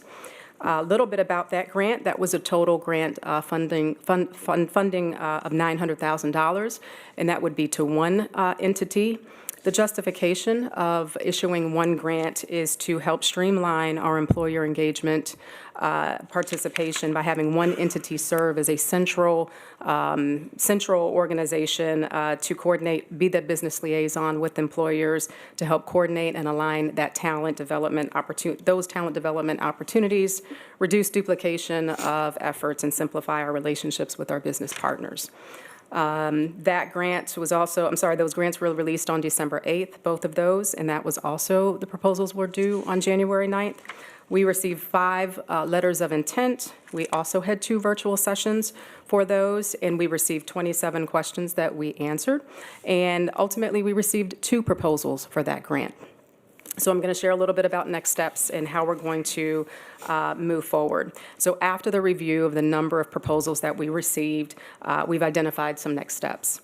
So due to the low number of proposals that we received to the Business Engagement and Training Grant, it has been determined that we are going to extend this grant to February 3rd, 2026.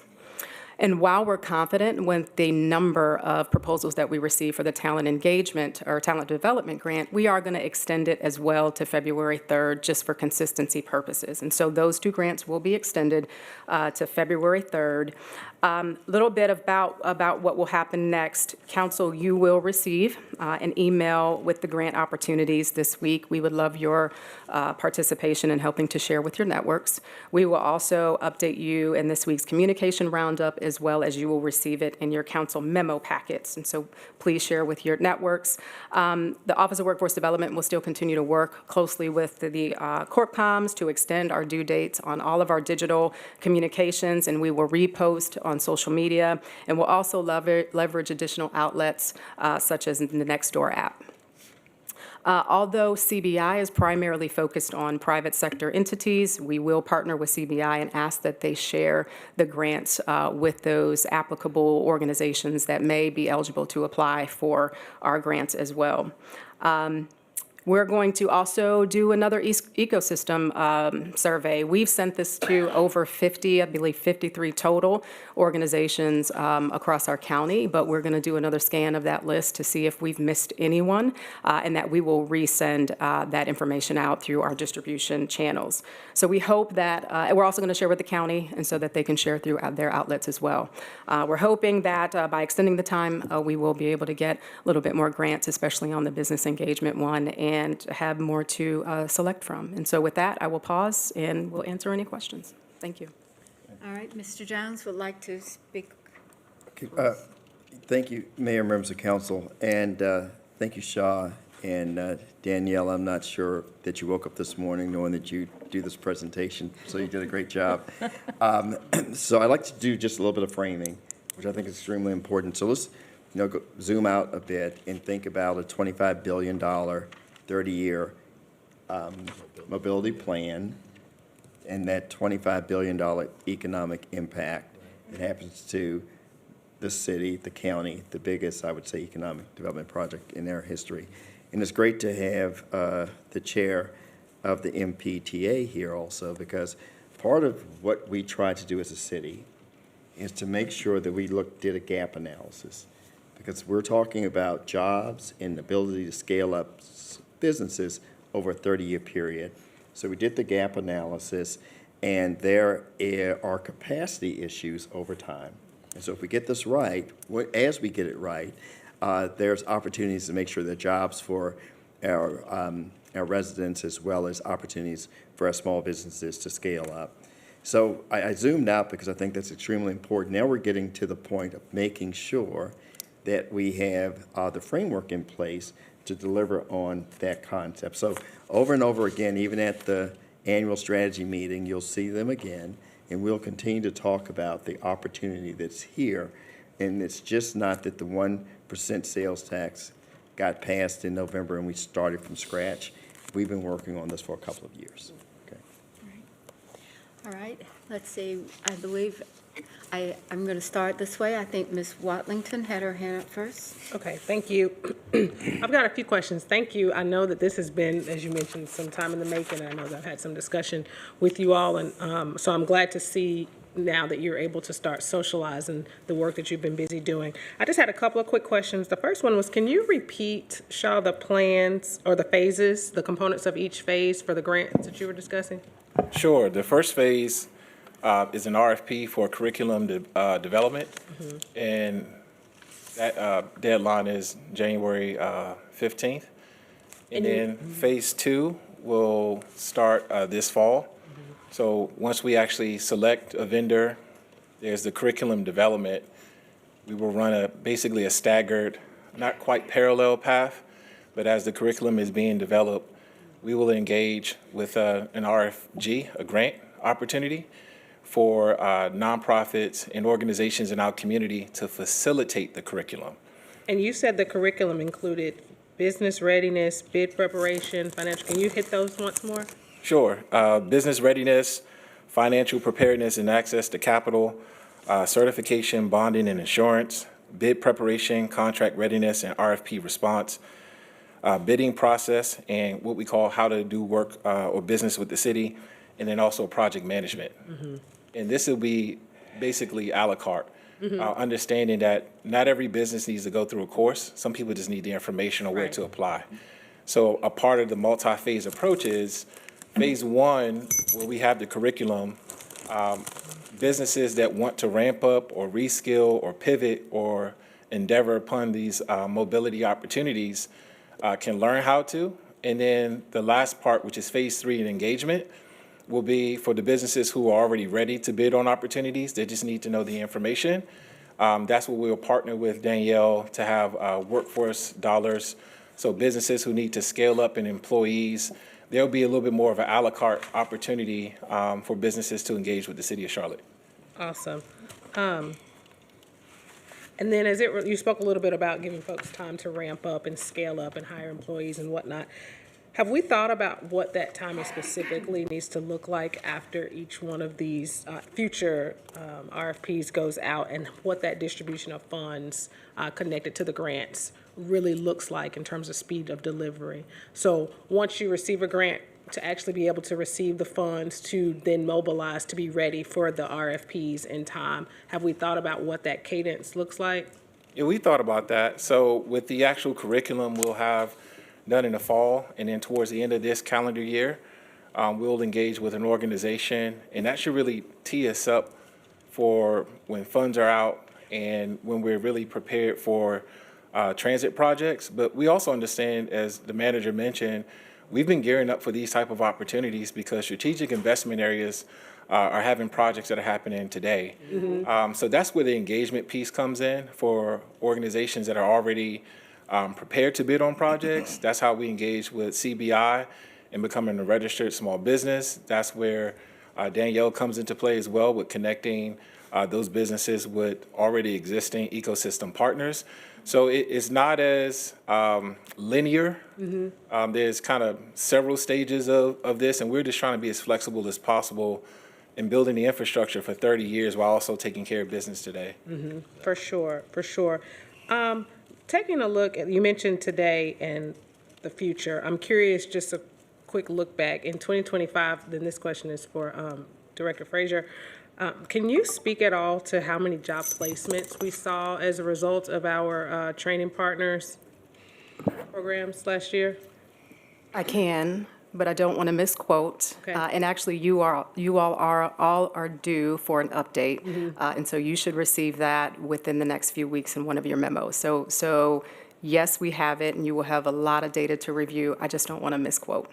But yes. Okay. Well, can you give me directionally what worked or what was booming, and where we think there may be gaps as it relates to industries or skill sets? Right. So what's been working is, so it ebbs and flows with training, meaning there will be points where training will be in demand, and then there will be times when just employment will be in demand. And what I mean by that is, even with one of our partners and providers, we have had to shift they've said, hey, less training, can we add more OJTs, which is actual employment, and we support small businesses with bringing on new employees. Sometimes it's upskilling, and that does vary based on industry and based on demand. I can answer that question more with in-depth data based on our current service providers, but that's what we see a lot of, where it ebbs and flows with training might be more in demand at times, and then it might just be, hey, people need a job. And I will say this too, is that training has a level of, I'm not going to say sacrifice, but commitment, right? And some job seekers and talent have to say, do I have the luxury to sacrifice the bills and time to go to training versus I need a job and I need a job now? And so that's when those on-the-job training grants really support, because and apprenticeships, because those are jobs now, and they support progressive wages as well as career advancement. And then my last question is just, what does the landscape look like in terms of employers signing up to partner with us such that there are jobs on the other end of that? And what are we learning in terms of the jobs of the future or the jobs of now that people and employers need with updated skill set? Right. Would love to take a longer opportunity to provide the latter part of that answer. What we're seeing, I'm sorry, the initial part of your question was? Because I was stuck on the second part. What was the first part? Because that's what I really want to answer. Oh, so I want to understand what we're seeing in terms of employers' readiness and willingness to partner. Right. One of the things that we're focused on and will focus on, I think, moving forward is starting with a job in hand and not job in mind, right? We want to make sure that The training providers that we're supporting, they have business relationships on the front end. And hence why we chose to go in the direction of having an actual business engagement grant, which is totally focused on job placement. And that's either job placement through direct talent placement, through on-the-job training grants, through supporting our training providers when graduates graduate from the funded providers that we support, so that there is a job at the end. And so that's our purpose, is to make sure that there is an actual job that these individuals that can have when they graduate from training programs. I think that that's going to vary from industry to industry and also need. And I would love to do a deeper dive with you on that, because we do have that data where we're starting right here and right now. And a big piece of our support is around the Skill to Build, which is the transportation infrastructure work. Thank you so much. I appreciate your work. I'm very interested in doing a deep dive to further understand that, because we've got a ton of opportunity, as we know, and we know that our community is counting on us to meet the moment, and we thank you for positioning us to do just that. Thank you. All right, Ms. Ajmira. Thank you, Madam Mayor. Thank you, Mr. Rana, and thank you, Ms. Fraser, for a comprehensive update on the approach you are taking to ensure that our workforce and our businesses are ready for opportunities, not just for today, but for tomorrow. I mean, Manager Jones talked about the largest economic development, $25 billion. I mean, this is transformational. So we want to make sure that our businesses and our workforce is ready to adopt and implement and help us deliver on all the projects that will be lined up. I'm interested in seeing the gap analysis to see where the gaps are, and I'm looking forward to help distribute some of these opportunities to organizations who have expressed an interest. Are this limited to businesses, or are this open to nonprofits who have business relationship can help with job placement? I'm sorry, your question was, has it been open to nonprofits that have relationships with businesses? Yes, so one of those 53 entities that we share, they were training providers, they were education providers, they were also nonprofits that do workforce development services, such as the business engagement piece, yes. That's great. Well, I look forward to help share the word about these opportunities. And one program that specifically comes to mind is Renew Charlotte, which was implemented several years ago, that helped individuals with direct placement after the training. So in that program, we actually helped with providing, so when participants were taking trainings, they were getting paid. Because not everyone, to your point, not everyone has flexibility to go through trainings while supporting, while not getting paid. So have we also explored that option? Because there are a lot of individuals who would be interested, it's just they can't sacrifice income to do so. Yes, thank you for that. You hit it spot on. That is something that we incorporated in our talent development training grant as an option for them to submit stipends for individuals while they're enrolled in training. So yes, we've made that available. Thank you. And supportive services. Yeah, that's great to hear, because that is a direct pathway to upward mobility of folks who want to move from $10, $15 per hour to livable wage. Yes. Thank you. All right, Ms. Johnson. Thank you, Madam Mayor, and thank you for the presentation. Thank you, Councilmember Ajmira, for that question. I remember the Renew grant, and that is so important if people are able to receive a stipend or pay while they're in training. Also, thank you for extending the time. I remember thinking, I wish we had heard about this before the 9th, so that was great that you extended it. I would like to ask Mr. Jones if we can post this tonight, make sure this is posted on our communication Facebook so that we can share it, and also on the link for the meeting, since we've talked about it, if you can put the link in the comments or something so that folks don't have to search for it. So I appreciate, because when I heard the two proposals, there's an obvious problem. The information's not getting out. So I think this is a very intentional and equitable approach to making sure that people are aware. Mr. Jones, thank you for your comments when you talk about the 1% and expanding the opportunities. You know, the 46% of the voters that were opposed to the tax, one of the reasons, because there was no intentionality or commitment for small businesses. So this is great. This is a great response. I'm sorry, Mayor, did you have a comment? Okay, thank you.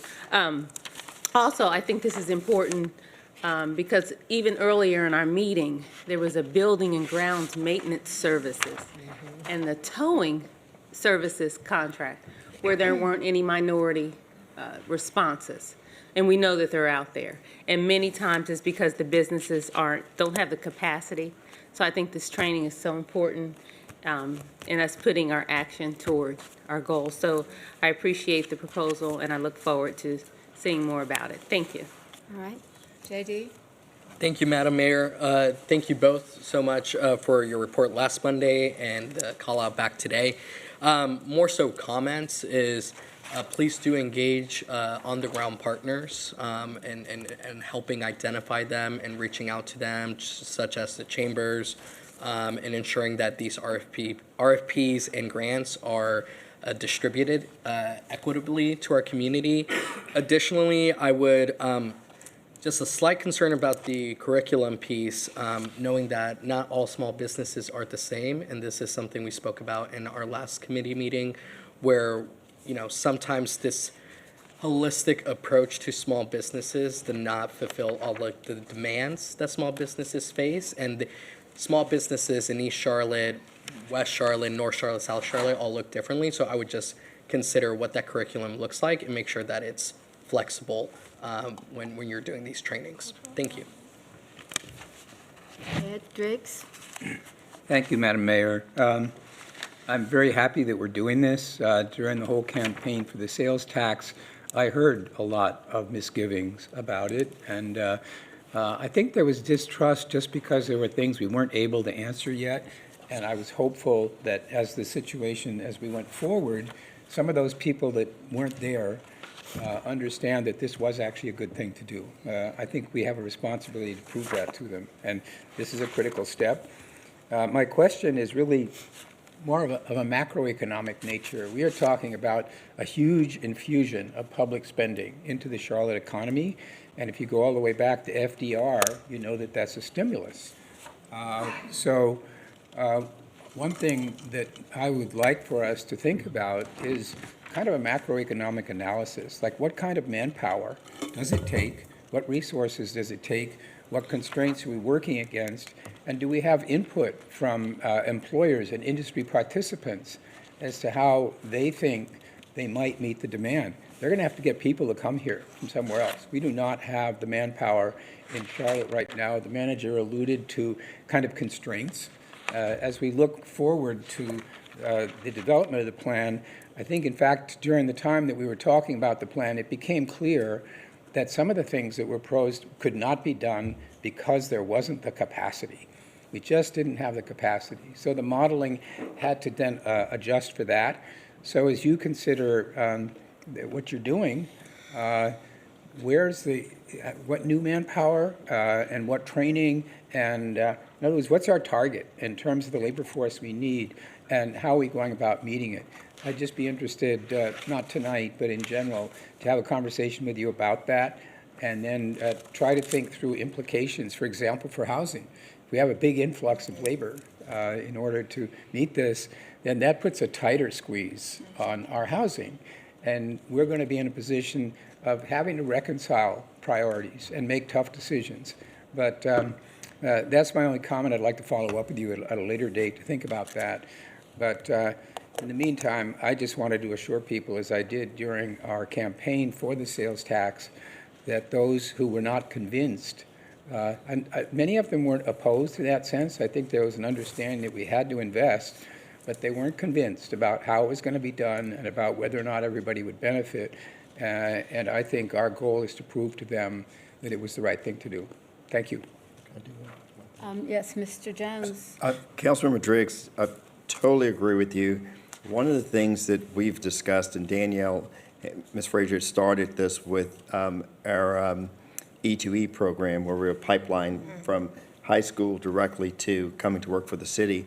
So now that we know the jobs that are out there, project manager, engineers, you name it, we are going to work with CMS. and to make sure that these students understand what the opportunities are out there. And the other thing that I think is extremely important is, this is actually building out a system. So there's this added benefit when it comes to safety, when it comes to congestion, when it comes to connectivity. And so we shouldn't lose sight that we're also building something that's going to help the quality of life for our residents. Yeah. Thanks. All right. Ms. Mayfield. Thank you, Madam Bell. Thank you for the presentation. I want us to take into consideration we already have some of these relationships. We have the relationship with White Label Management. Shar, I believe you had a chance, if not, it's coming up soon. Monica Allen and I had a conversation with KPN. We have partners out there that's already on the ground doing the work. I appreciate us expanding what we already have through the Mayor's Youth Employment Program. I do not want us forgetting our adults. There are a lot of people that have transitioned because of the work that they were doing. We have had quite a few layoffs. We have had quite a few manufacturing layoffs that have impacted our area as well as the region. My colleague know I'm not as interested about the new people coming in as I am those that are already here, and the number of people that we are losing that we're not tracking, because I have said more than once, if our city is not affordable for our workers, we will see a mass exodus of our workforce. We have great talent here. A lot of that talent has not had the opportunities that are presented. So I would like for us to really be intentional with, we have the grant out. As you were speaking, I went online to just do a quick search to pull up the information, to think about a couple of organizations to send to say, hey, do you even know this? I want us to be intentional by starting internally. You've already had meetings with different businesses. I don't know if you've had the chance to have it yet, but at some point, Danielle, you're going to be having the meeting with the O'Neill Academy.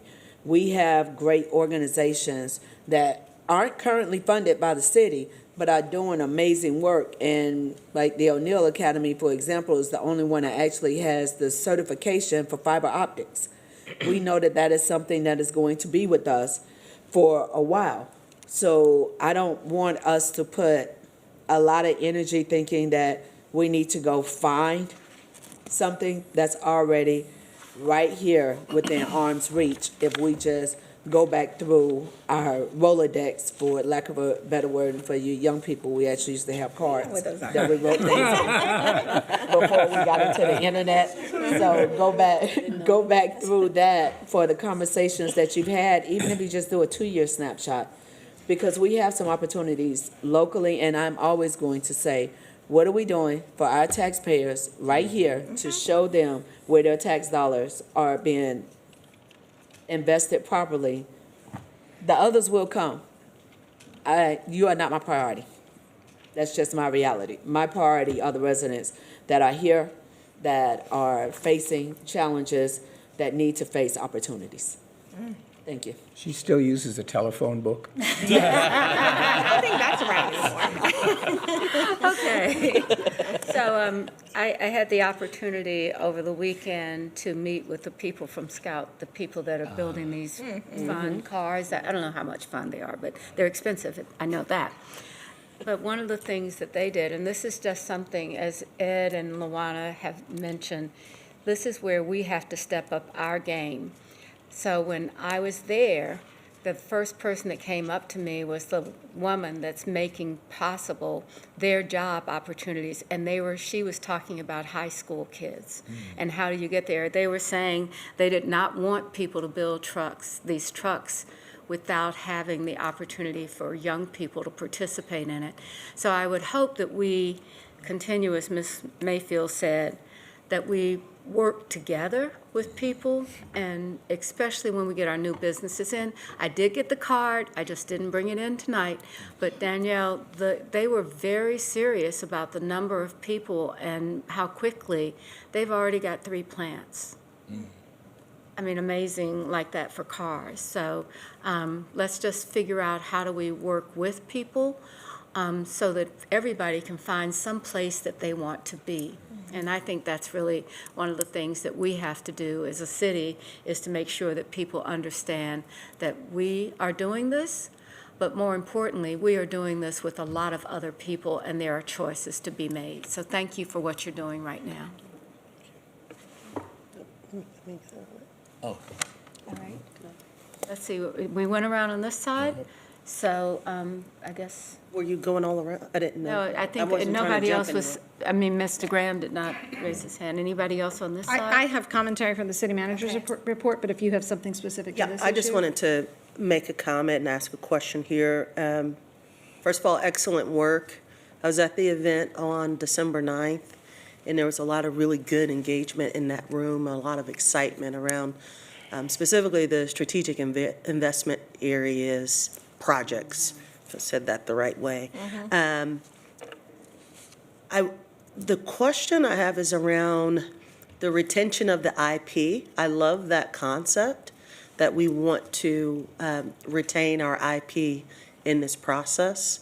Can you just talk a little bit about how you plan to do that?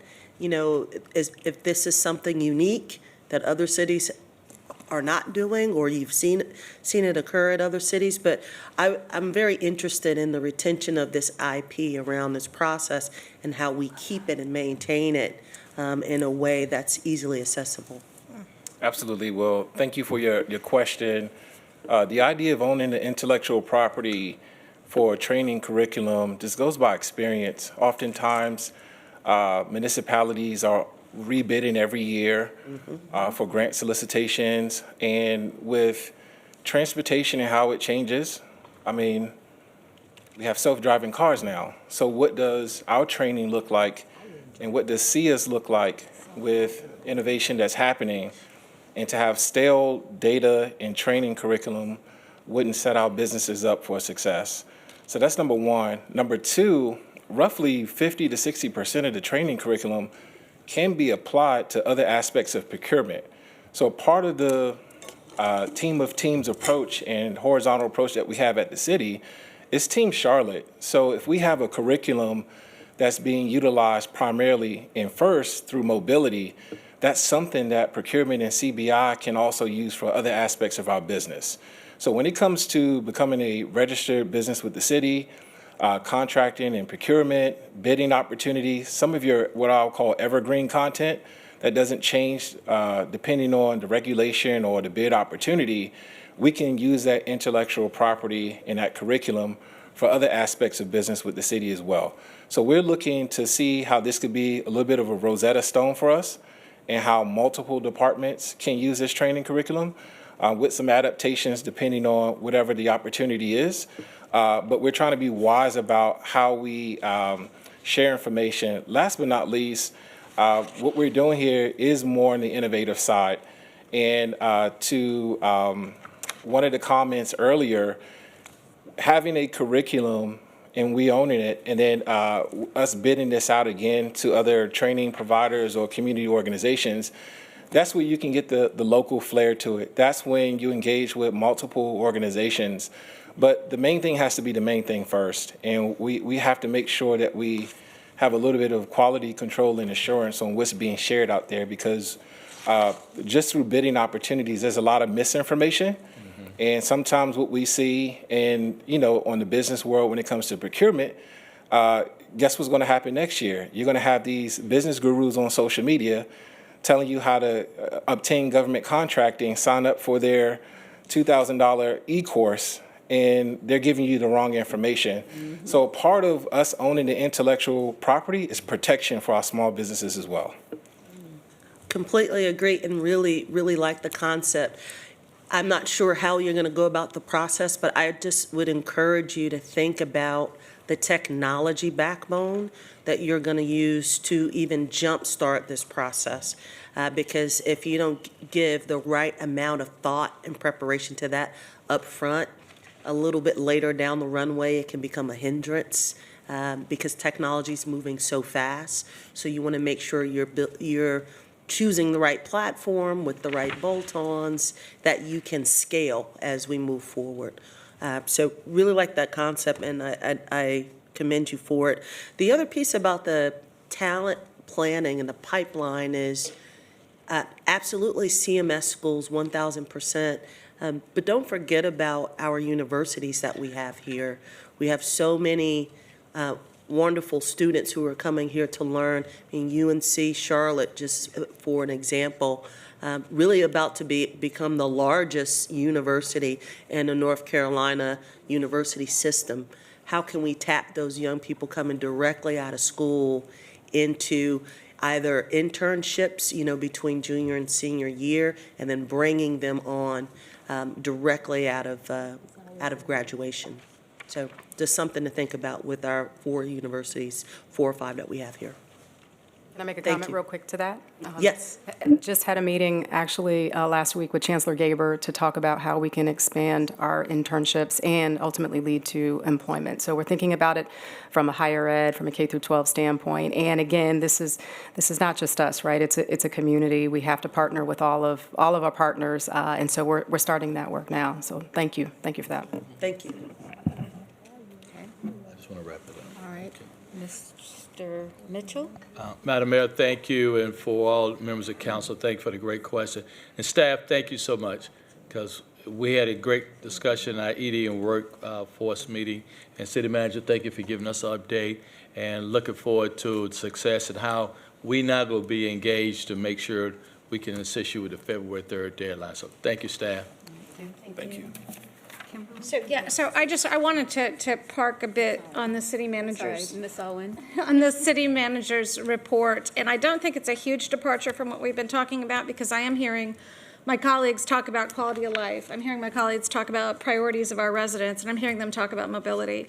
And what I want to do is draw up for everyone's attention. We issued the Vision Zero report last week, and I think it circulated with us internally several months ago, but it was just issued, and it was picked up in the media, and it was picked up by a number of my constituents, and I wanted to just present you with a few of their questions and sort of see if we can have a dialogue around this, perhaps for the retreat.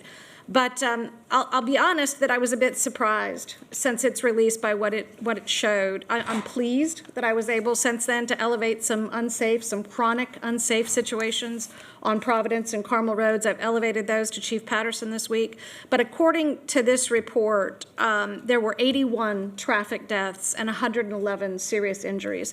So while our number of accidents was down slightly, the seriousness of those accidents was actually up.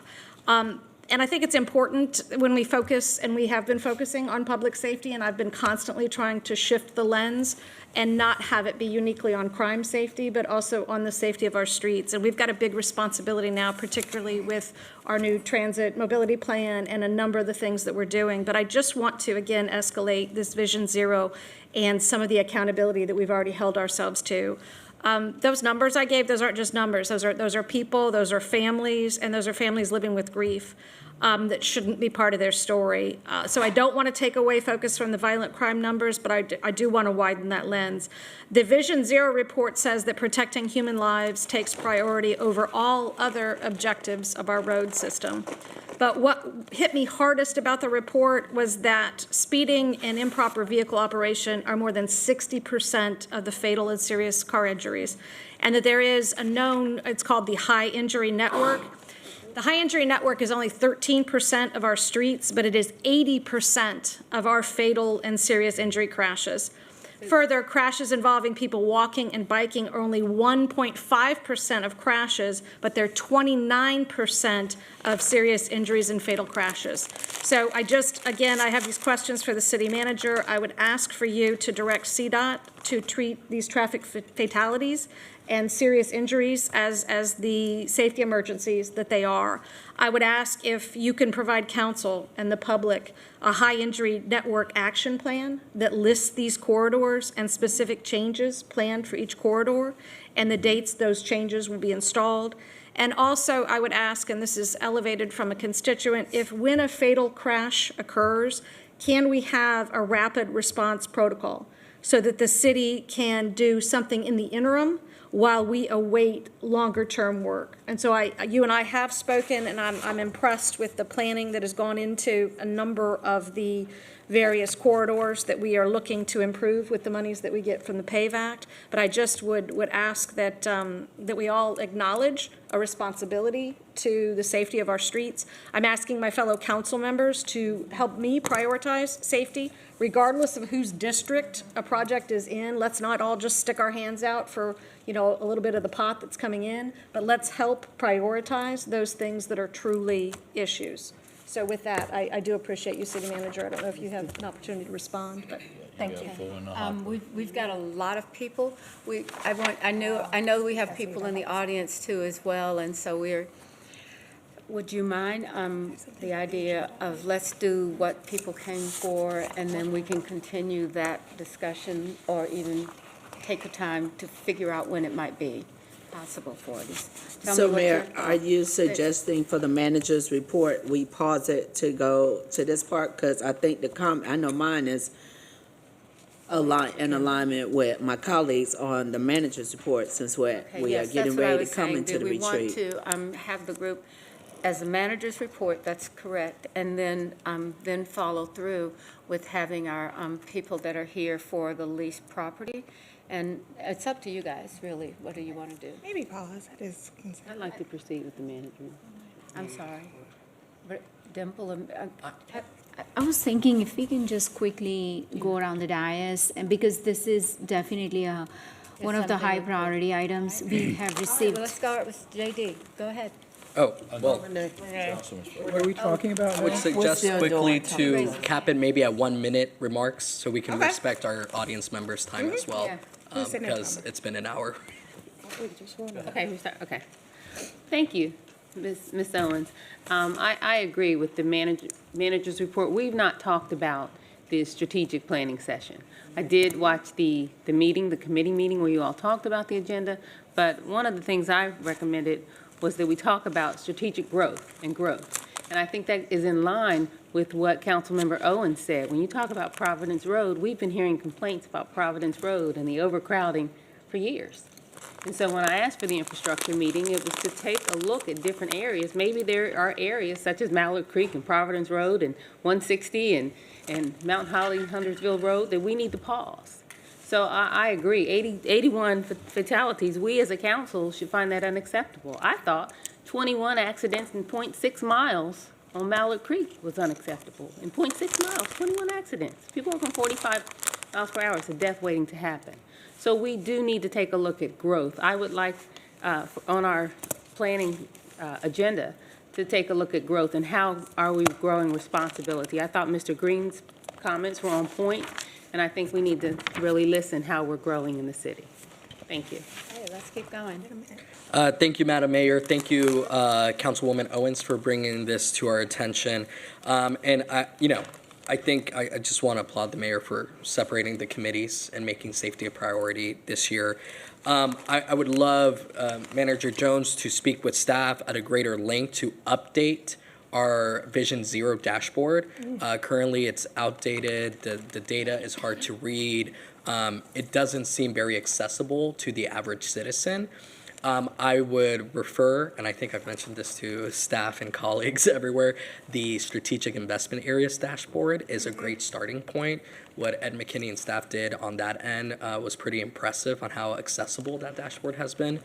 Additionally, I would encourage us to find different ways to identify these corridors with these high rates, and how do we incorporate and align corridors of opportunity in strategic investment areas, investment and funding to kind of address these fatalities, and how do we better improve those corridors with that existing funding to ensure that our residents are safe.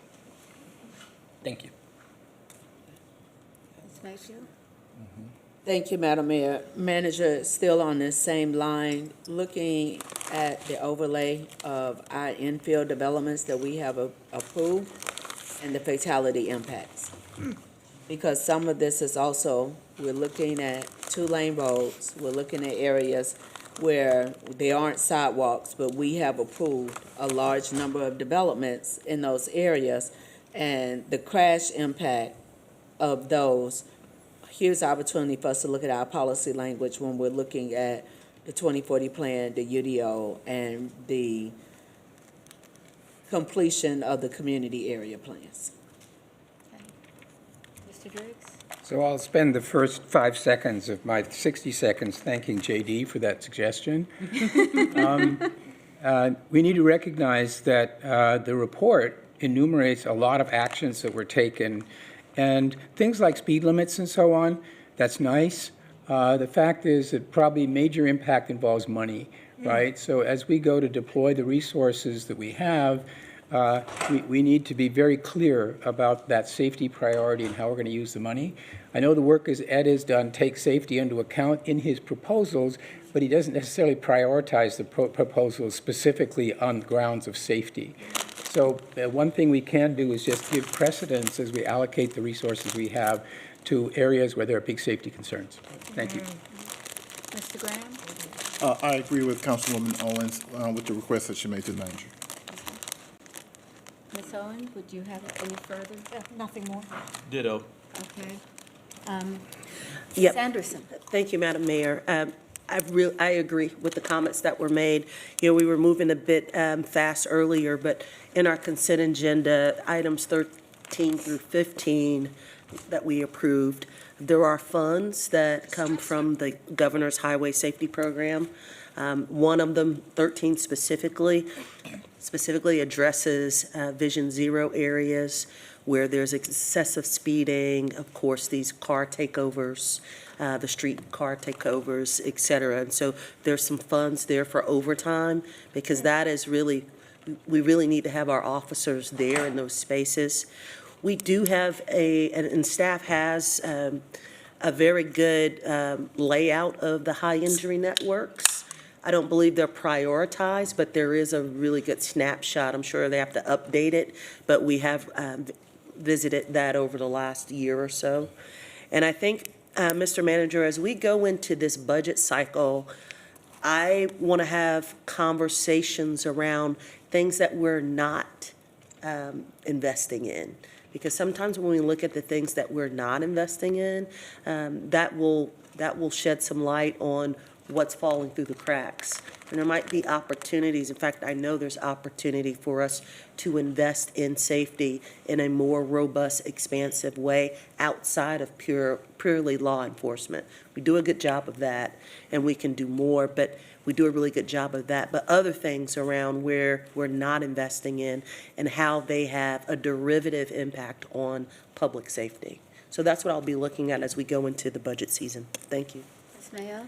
Yes, so this actually correlates with what Kimberly was saying as well. And I sent an email to CDOT Friday about something similar about with the CIA. Are we using for strategic investment areas, are we using some type of equation? So as a math teacher or former math teacher, I'm thinking of that. Are we thinking of like constituent concerns or fatalities? Are we weighing somehow those things so that those are a higher priority than something that may not, the data, it'd be nice for us to do that improvement, but something else may be more pressing based on community concerns or proven data. So that would be my question. Do we have an equation that we're using so that we're having some kind of weighted based on the concerns of constituents and the data? Because right now the SIA, when I look, it's very broad. It's all TBD, general stuff. It's all the same for each section. And that's something I've been talking to staff about. How are they actually deciding which ones to fund versus others? And haven't gotten that answer yet, and that's okay. I just sent it Friday, but I do hope to have that answer soon because that's imperative. We're getting this money, and the community wants to know that we're doing right by them. Yes, go ahead. Councilmember Mayo, that's a great question. I had some of the conversation with Councilmember Owens last week. And so if you start to, and I'll be real fast, if you start to think about this Mobility Plus plan, the purple book that we have, it started off with 2,004, 2,004 projects, not the year, but those projects, from sidewalks to bike paths, you name it. It has Vision Zero in it. It has all of our plans enrolled into one. So now we're at the proper place at this retreat to talk about how do we prioritize them. We didn't because we don't have your input. And Okay. so this is the great conversation that we'll continue over the next couple of weeks about how do we prioritize this investment. Okay. Ms. Watson? Thank you. The managers began to speak a little bit about what I was going to share.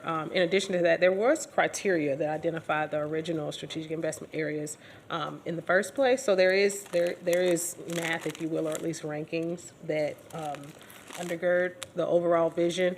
There was a point in time where we started to inquire with the communities that these strategic investment areas are actually in as to what the project priorities were. I'm not sure if we finished those exercises or not. I'll be very interested in that from staff. But the idea was that we identified based on the metrics what these areas are. Now let's consult with the community themselves and find out what the priority is to them, what will be most impactful. So I'm also supportive of the investigation or the desire for investigation. Now that we've got additional funding, what is it really going to look like? For me, it has to include that community engagement because as we heard earlier, we're seeing, as Mr. Green mentioned before, we're seeing additional traffic, additional development in areas where the lived experience would say that it doesn't make sense. So we've got to start with the community there. Looking forward to it. Ms. Ajmera? Thank you, Madam Mayor. I agree with Councilmember Owens. In fact, I had just reached out to Councilmember Johnson and Councilmember Arias just last week about Vision Zero, because I know we had allocated $20 million last budget cycle towards Vision Zero. And still, we were barely scratching the surface when it came to high injury networks. So funding was clearly an issue. But now with $100 million per year, really opens up tools that we have to address the high injury networks.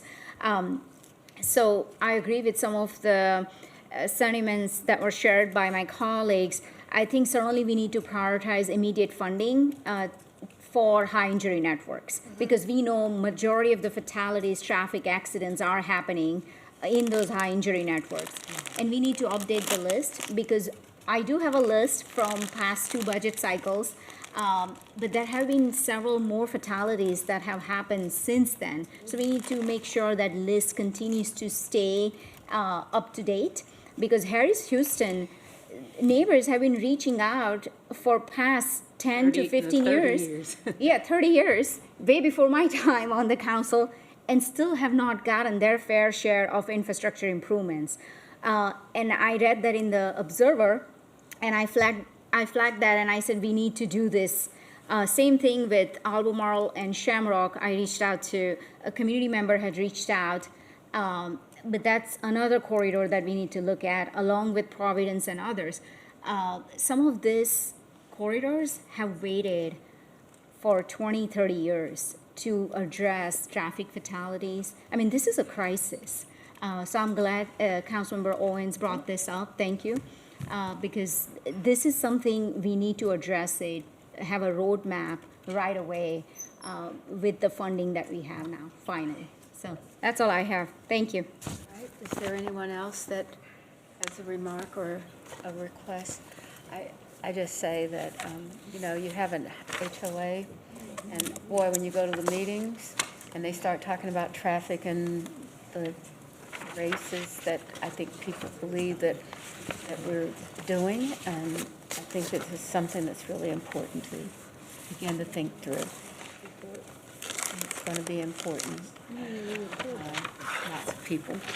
Okay, so the next item on our agenda is the sublease of property at 8115 Eastland Yards Boulevard, Suite 105. And I think that we have a speaker, and I think the first, who is the first speaker? Greg. Okay, Greg is going to come down and talk with us. Thank you, Greg. It's good to hear you. See ya. A little bit late, but it's still good. Good evening, Mayor, Mayor Pro Tem, City Manager, and Council. I'm Greg Asciuto, the Executive Director of Charlotte East. Going to be very brief. Just wanted to say how excited we are for the next few agenda items that y'all have coming up. This is a tremendous milestone for both this project and for our community, and we encourage each of you to vote in favor of each of the forthcoming agenda items on these subleases. You'll hear from them shortly, but each of these businesses provide a tremendous value to our community filling some gaps that we do not have in our greater Eastland small business ecosystem, and we feel that they complement each other incredibly well on the site. I would also like to give a huge thanks to Todd DeLong and Tim Sidema for their intentionality with selection of these tenants, and we look forward to supporting where we can as they fill the remaining commercial vacancies. Thank you so much. Thank you very much. And our next speaker is Jennifer Geyer.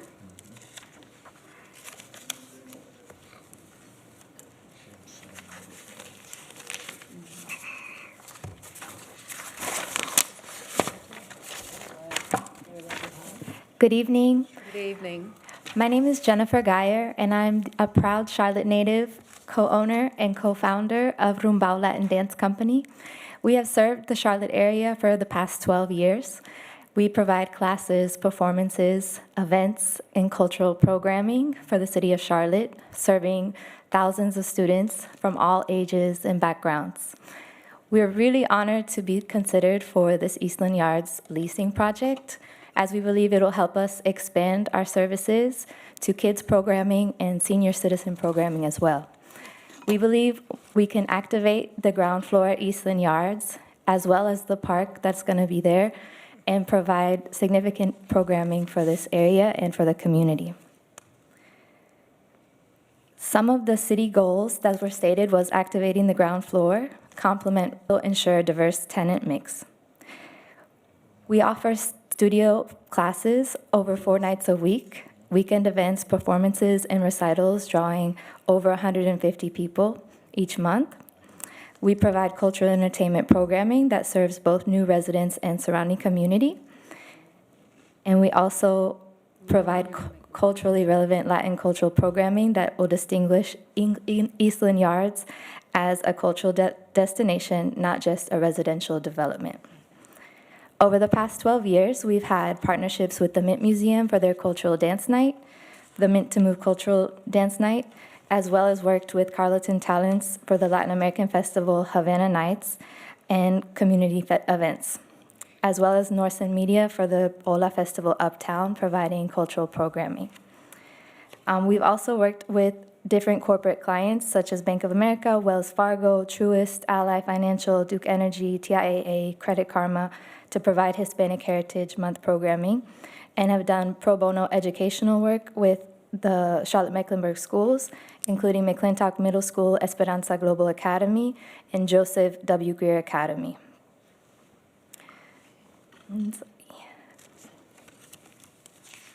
In summary, we feel like we have been a proven Charlotte business with the past 12 years of continuous operation.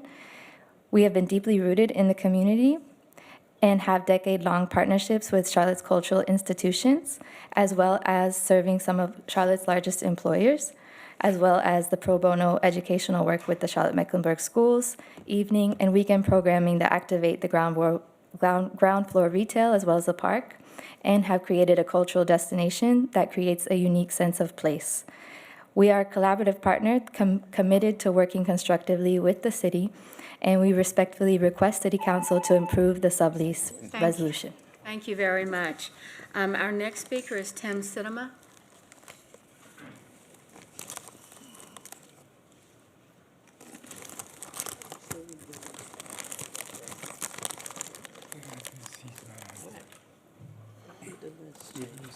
Madam Mayor, City Manager, and council members, my name is Tim Sidema. I'm one of the owners of Crosland Southeast. It's an honor and privilege to be here. Happy New Year to each of you. As you well know, the Eastland Yards redevelopment has been a labor of love, which we've been working on since you selected our firm in 2018. Neither the city nor Crosland Southeast has really ever executed a master lease like the one that we're talking about here on the first floor. We call it the first floor commercial space at Eastland.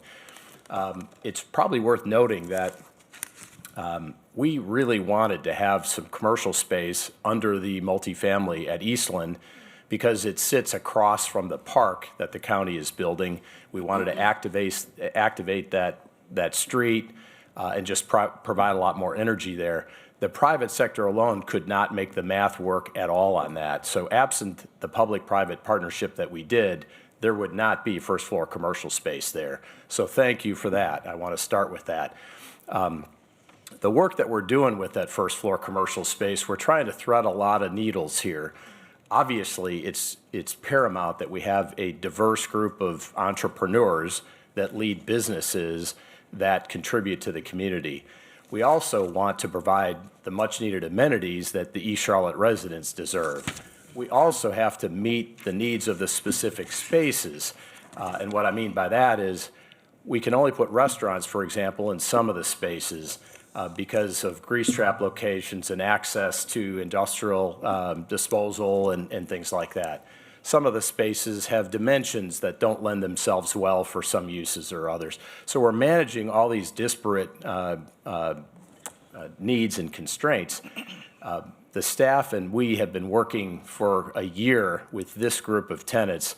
I could not be more pleased and more proud of the 3 entrepreneurs that you're going to meet tonight. You just met Jennifer. She's amazing. What a treat it's been for me to get to know her, and Jayla, and of course Manolo, who's a dear, dear friend of mine.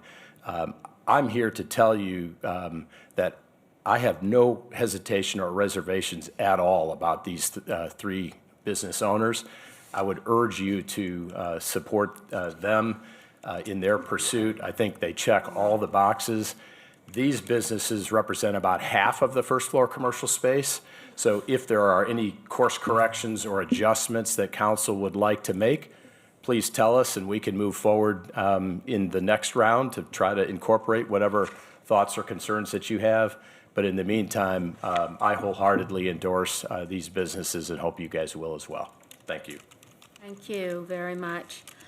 So we have 3 groups of, I think, this items. So that you guys can get home, we're going to go ahead and have item number 1.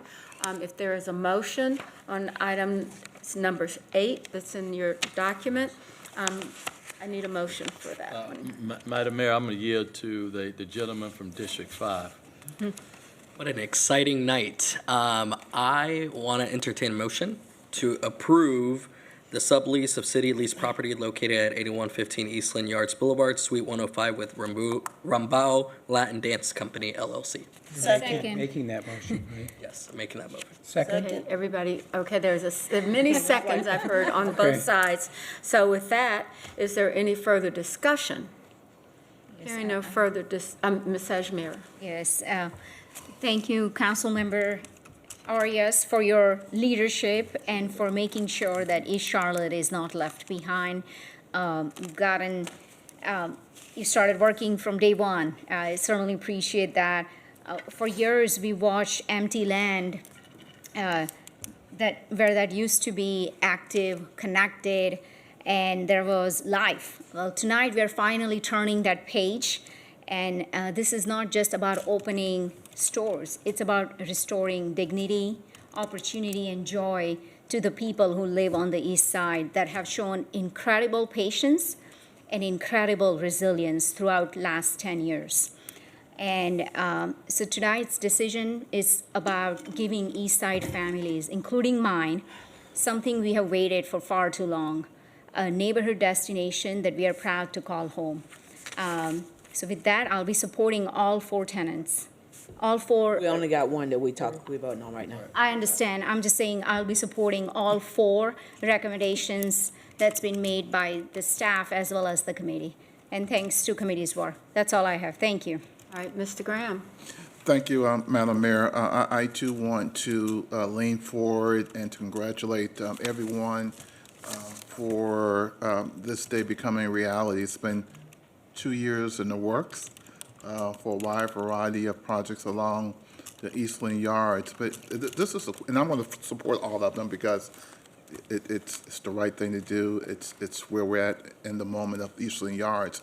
But Mr. Manager, when we talked about deferring this to January, we also talked about getting a more comprehensive report about the other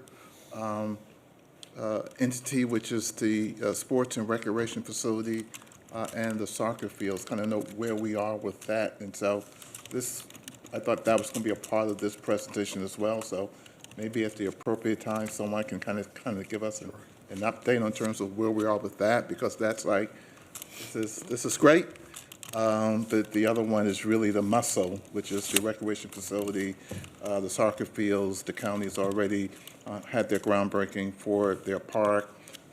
Tim has already been on ground with the senior housing, et cetera, and the soccer fields and the sports and recreation facility has been extremely quiet.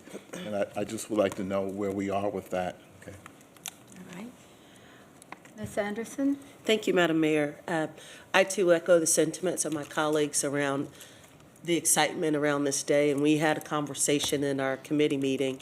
Mr. Sinema, you were there and you answered some really tough questions. I'm excited about this because it is going to bring a sense of vitality back to a space that used to be an epicenter for the Queen City. I want to make sure as we move forward, and I support these subleases tonight, of course, as well, but I want to make sure as we move forward and we begin to fill out the other vacant parcels or spots, if you will, that we have that intentionality of a 10-minute neighborhood and making sure that we're bringing the right resources to bear to this community. And Mr. Sinema, you talked about restaurants, but just creating that third place for those residents to be able to come out and enjoy. It's great that we have the park right there and that collaboration with the city and the county to bring that park forward to residents, but I just want us to make sure that we continue to have that intentionality about the full scope of this project. But having said that, incredibly excited and look forward to supporting tonight. Thank you. Are there any other, yes, Jada? Thank you, Madam Mayor. I would just like to provide a little bit of context with this particular small business. Jennifer, thank you so much for coming. And if you all could stand up, who's representing Rimbaud Dance Studio right now. Thank you so much for being here. Thank you for withstanding 2 hours of council meeting and being here. I also want to recognize them right now because this is a business that currently temporarily resides in District 5. They've been holding a temporary space and conducting classes off of Oakhurst on Monroe Road.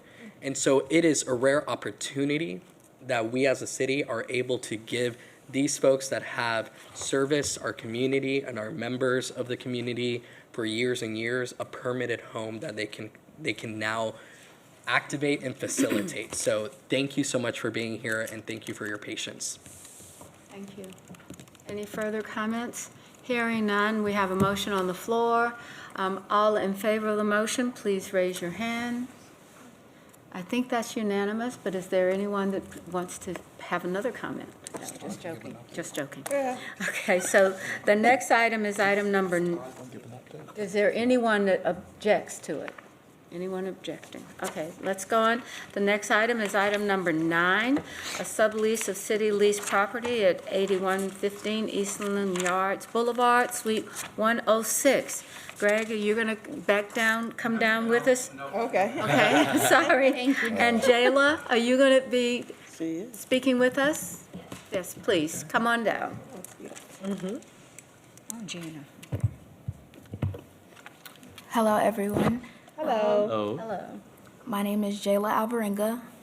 I am a nail technician originally from Greensboro, North Carolina, where I have rented private suites from other salon suite owners.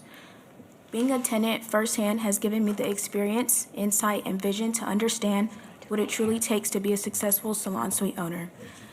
I also recognize the lack of salon suite ownership that reflects both my background and the Eastland Charlotte community. That gap is what inspired me to take this step forward. I have fully dedicated myself to this vision by relocating to the Charlotte-Mecklenburg area, allowing me to have boots on the ground and devote my full time and energy to Suites by Alvarenga collection.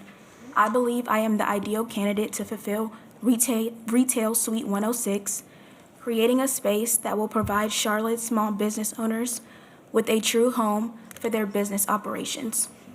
This opportunity will foster an elevated environment within a growing community of beauty and wellness professionals while supporting entrepreneurship, representation, and long-term success. Thank you. Thank you very much. All right. Let's see who we get. Ms. Swatlington? Thank you. I just had first of all, congratulations to all the business owners. I love to see it, and thank you for sticking with us. And I look forward to supporting you in the community. I just have a couple of questions. Really, it's more so maybe at Mr. Cinema and to my colleagues.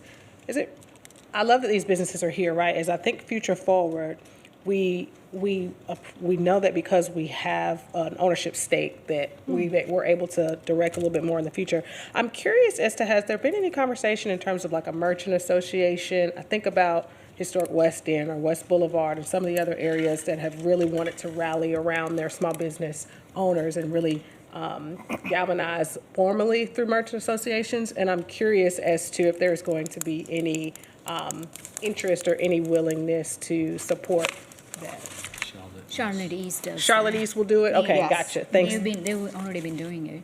Yes, they have. And Okay, I'm- so they'll just come under your umbrella. Yeah. All right, cool. Councilwoman Wellington? I'm sorry, I saw JD, were you next? Sorry, I just He was wanted gonna to say directly something. respond to that. This is something that also Mayor Pro Tem and other colleagues on Councilmember Graham and Councilmember Mayo, we met with these merchant associations as well, making sure that they stay Can you involved. speak up? I'm sorry, something about that mic. When I It used to sit is, there, yeah. I could never, no one Oh, could ever can you hear me. me? Is this okay? Very It's low. not great. It's They not need to that. work on that. Okay, so essentially, we have been engaging merchant associations and ensuring that they're activated within the community. And I know Charlotte East has been partnering and ensuring that we're uplifting these businesses and that they're plugged into it as well. Okay, so the Merchant Association is separate from Charlotte East, but Charlotte East is supporting it, or the Merchant Association is? Under our umbrella right now. Okay, thank you. All right. Any other We don't have comments? a Madam motion Mayor, I'd yet. like to yield a to the motion? district rep and number 5 to make the motion.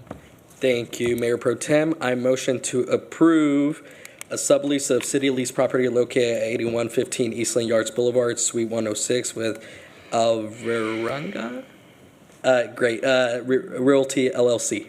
Second. We have a motion and a second. Any discussion, Ms.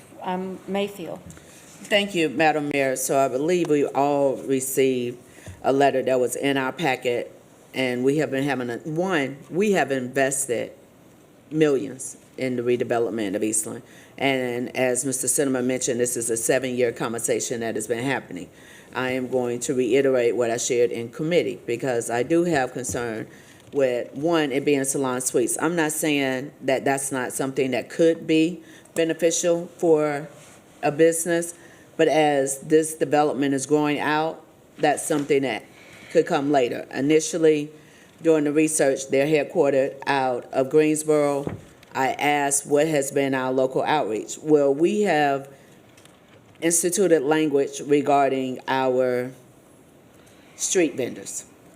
One of them, writing as a small vendor or business owner, a resident who is trying to survive and grow in the city, not disrupted. For many of us, vending is not a hobby. It is not a nuisance. It is the first rung of the ladder when traditional systems are closed to you. No credit, no investors, no safety net, just effort, consistency, and the hope that showing up every day will eventually turn into stability. When vendors are pushed out, what's really being removed isn't clutter, it's opportunity. Charlotte often speaks about supporting small businesses, equity, and entrepreneurship. But for many people, especially those from working class and marginalized backgrounds, vending is small business. It's where we learn customer service, inventory, branding, and responsibility. It's how we test ideas before we can afford storefronts or leases. It's how we stay off the streets, out of trouble, and focus on building something legal and positive. Banning vendors doesn't create order, it creates silence. It removes culture, creativity, and real human interaction from public spaces. Now, when we look at this letter and the impact of note that we're having in both Noda and South End, because we do need to have a real conversation of the impact of street vendors when you have brick and mortar. But when we have an opportunity and we are offering very below competitive rates regarding supporting Eastland, I have concerns that we have not pushed to create those opportunities that we already have relationships with locally. And Salon Suites as a model and as a franchise, I think is a great idea for certain areas. I think it could be beneficial over in this area because Councilmember Arias and I looked up and did a Google search of how many salons are already in there. For me, that could be something that could be beneficial as the development grows. But when we're talking about being intentional and creating opportunities for small businesses in an area that is extremely diverse, you have an Ethiopian grocery store not too far that has been a supporter and an investor in this community for many years. You have small business clothing stores that have been moved and shifted from South End, from Fourth Ward, from areas that we identified as corridors of opportunity that have been displaced and moved, that also contribute to the diversity that we have in our city, and those who have already been paying taxes and contributing to the growth of our city that did not necessarily even know that this was an opportunity that was available. Not blaming anyone on the marketing on it. That's not the role of Tim Sinema and his team in partnership. The city has had a number of these conversations because these businesses have reached out to us. So that could have been a different conversation.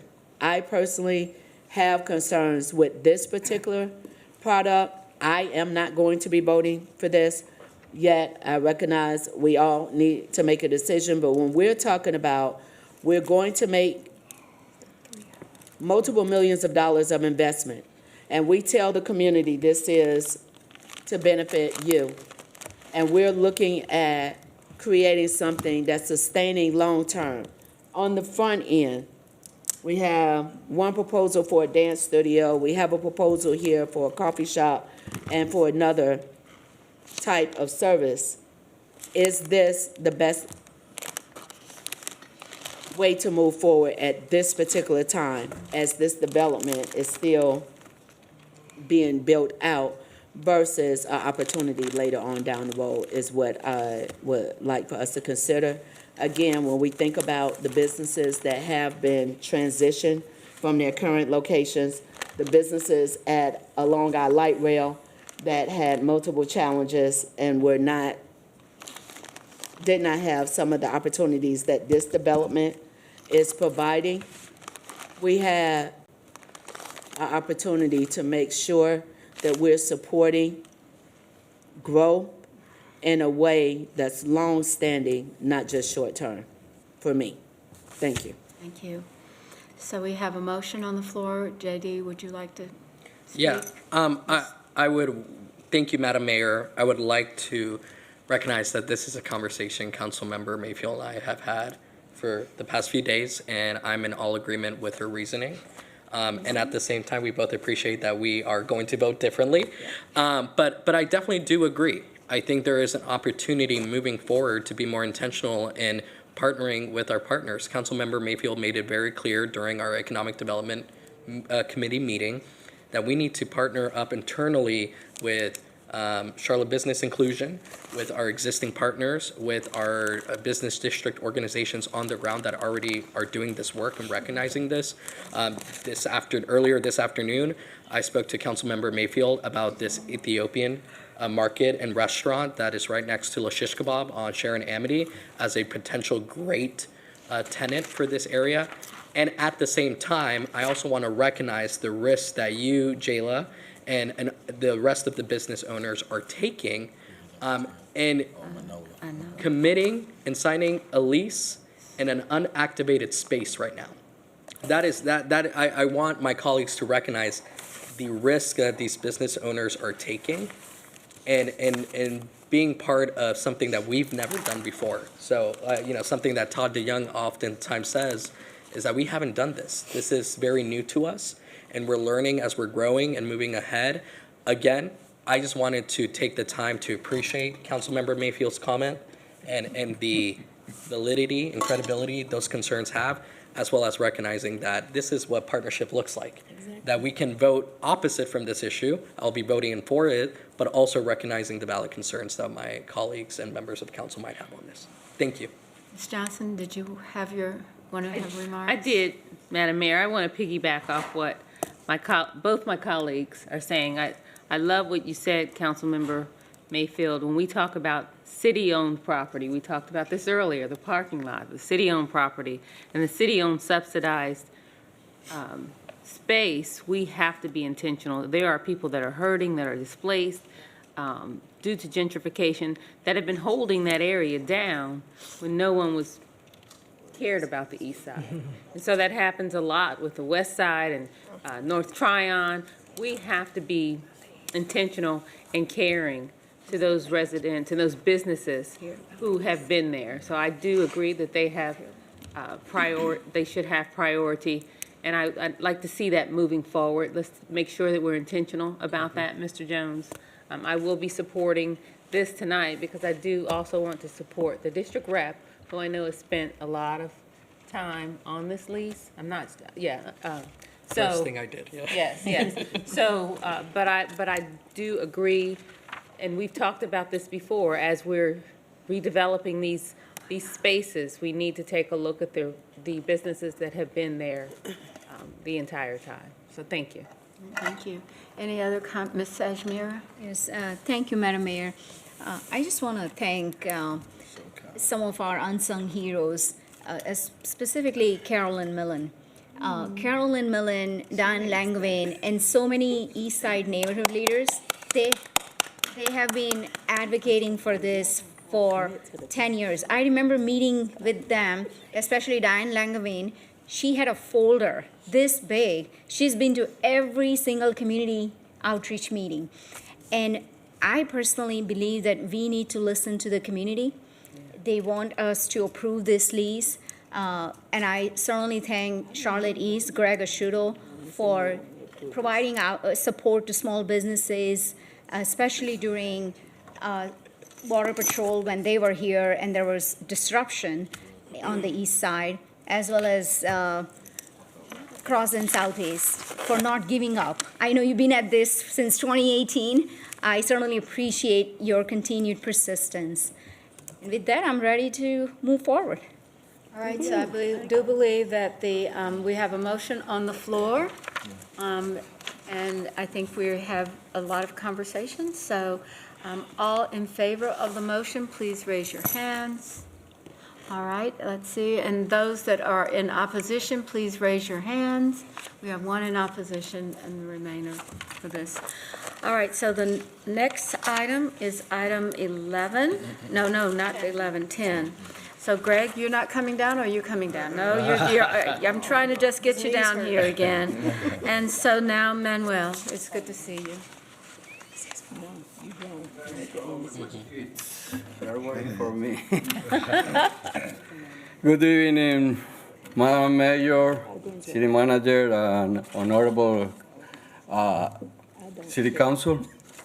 Thank you so much for doing this. We are showing the nation that the city, private companies, and small business owners can work together.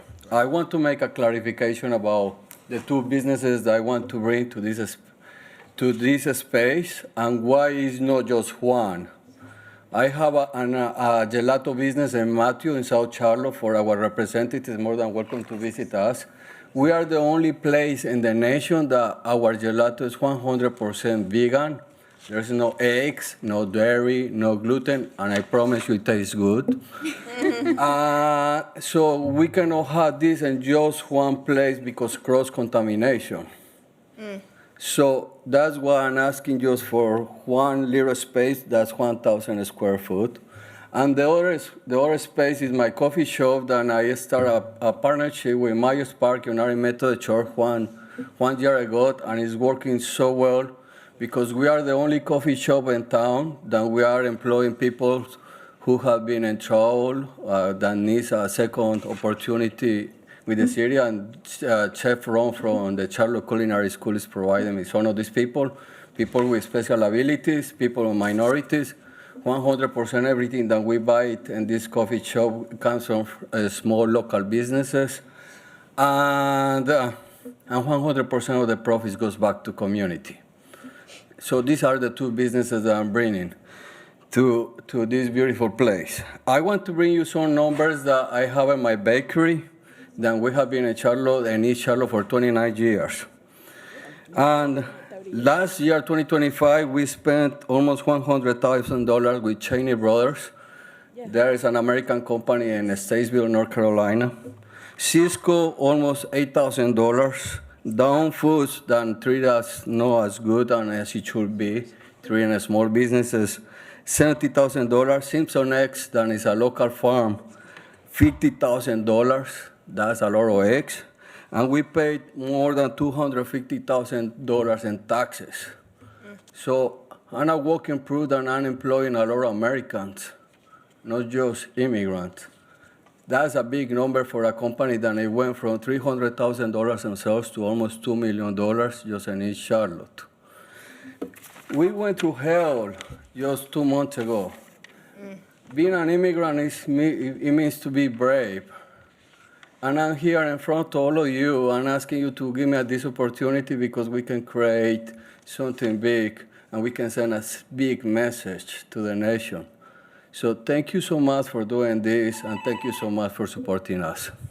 Thank you so much. All right. Do we have a motion? Yes, I would like to make a motion to adopt a resolution approving a sublease of city leased property located at 5625 Hollyfield Drive, Suite 122, with Artisan Gelato. Second. I have a motion and a second. And authorize. And B, right? A and B. A and B. A and B, yeah. Right. Okay. Any discussion? Ms. Ajmira? Yes, so when I see Manolo, it reminds me of my very first meeting with Manolo in 2016. I remember Manolo and I sat down outside of East Charlotte in a yogurt ice cream shop, and we were talking about why this kind of amenities did not include, weren't available in our district. And I remember Manolo and I talking about how we need to make that vision into a reality.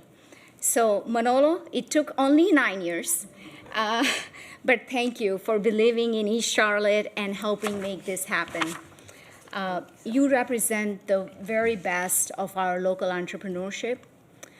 You represent the very best of our immigrant community. And you represent what hard work, resilience, and giving back means. And I'm very proud of you, brother. So with that, I'm looking forward to seeing both of your businesses, and I'll be a regular to your vegan ice cream shop. Thank you. You got a lot of fans down here, you know that, right? So, for what you do, it's been amazing. All right. Thank you, Madam Mayor. I'm gonna not try to get emotional with Manolo. Manolo has been not only a friend but a mentor and a father figure as well. I'll tell you, 2 months ago, Manolo and I were out every single night in front of his bakery, protesting with the children of immigrants. Alongside, I see her, Reverend Quirin Mack, who was there during the day. It was a beautiful demonstration of cross-racial, cross-ethnic, cross-religious solidarity for our immigrant brothers, because I oftentimes want people to know that immigrants are not just Latino. They come from different walks of life. They come from Ethiopia, Nigeria, Ukraine, different countries. And the movement we built outside of that bakery is one that not only the city recognized, but the entire country did. And so I'm so proud of this moment of giving back to the community and finally bringing a local ice cream shop to East Charlotte. Not the one in Plaza Midwood, you know, in Eastland area. And additionally, I also want to, Manolo spoke to this and alluded to this. There was some conversation during the previous council that, Manolo had 2 spaces and whatnot. I want to dispel that. His 2 spaces together make up less than the square footage of the other 2 tenants that we voted on previously. So I want to make that very clear. And this is an opportunity to bring really that entrepreneurial spirit If Manolo's Bakery on Central Avenue has become a cornerstone of community and solidarity and a place of gathering, imagine what this ice cream shop is going to bring to Eastsiders. So thank you. I yield my time. Okay, thank you, everyone. So we have a motion on the floor. All in favor, please raise your hands. I think if everybody had other hands, they'd be raised as well. So thank you very much for this. All right, so the next item says resolution of 11. Okay, so we have a few other ideas of what we should be doing and before we can get home.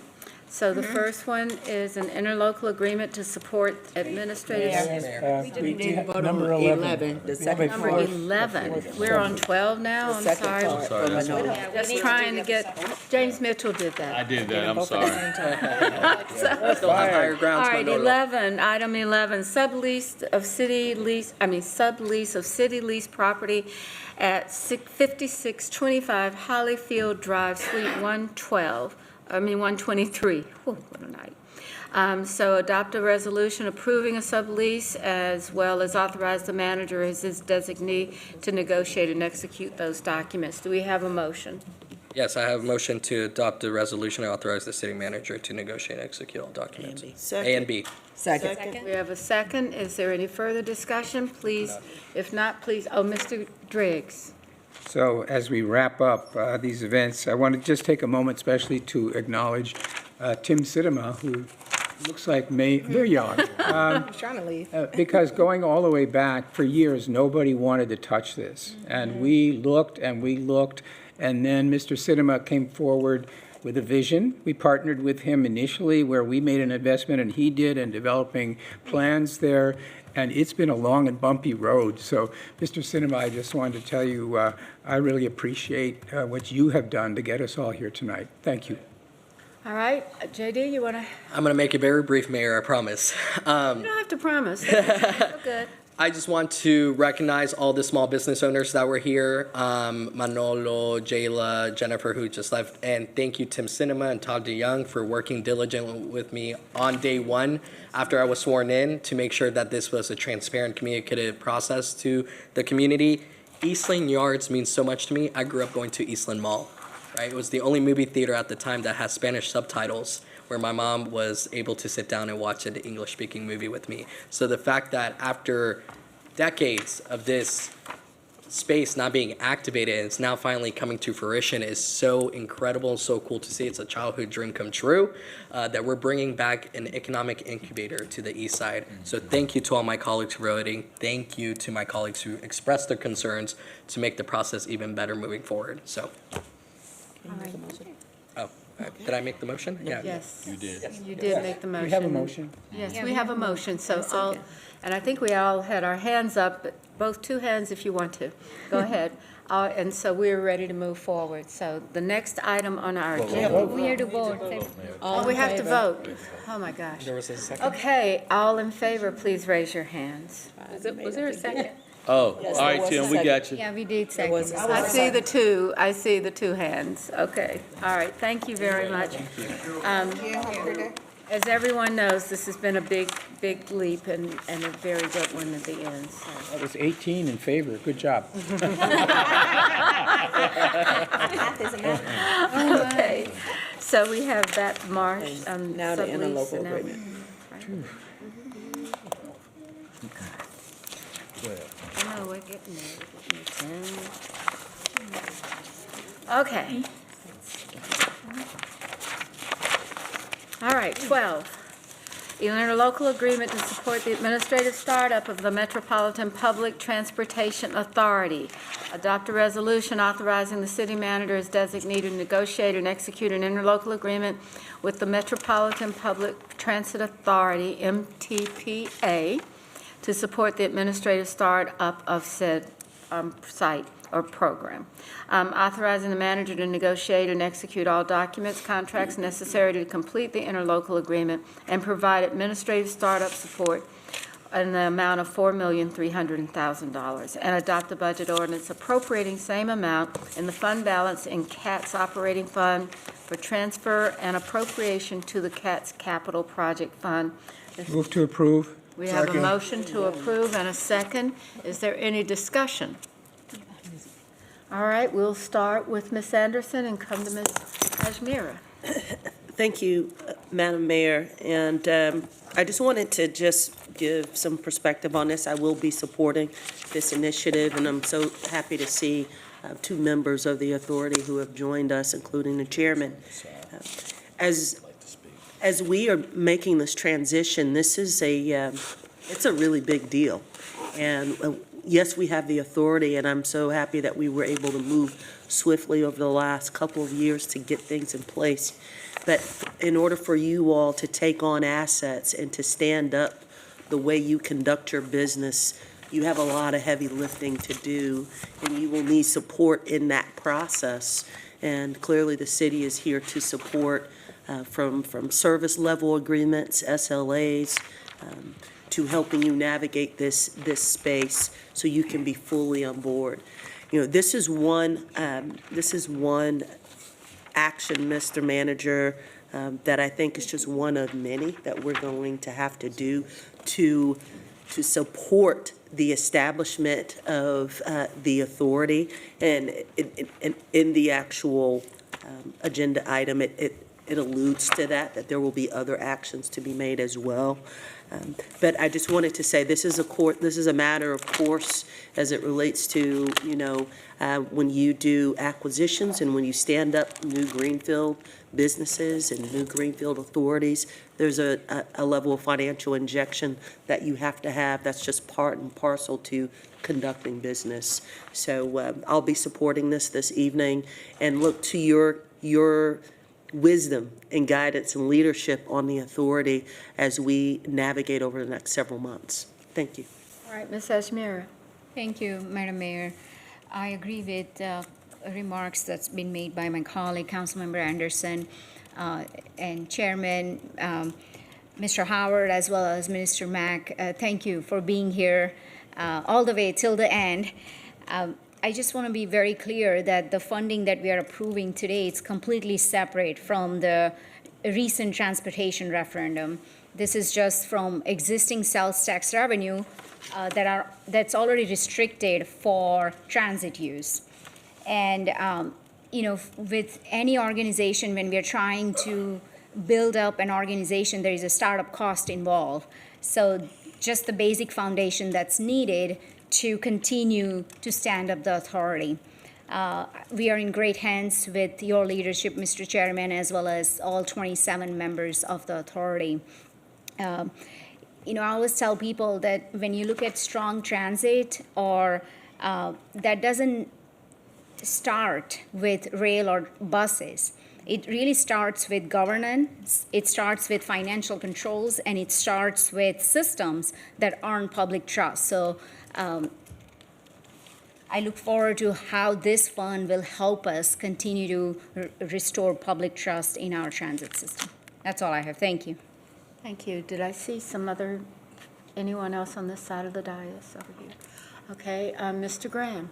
Thank you, Madam Mayor. And let me take this opportunity to congratulate Chairman Howard and Trustee Mack for their participation on the Metropolitan Public Transit Authority. I had the opportunity to be there when they were sworn in, and because I had nothing to do, watch your January meeting. And I'm so excited about what this community is about to do in terms to do a regional transportation network and being able to see it from the start. The Intergovernmental Relations Committee had the opportunity to hear the presentation at our first meeting.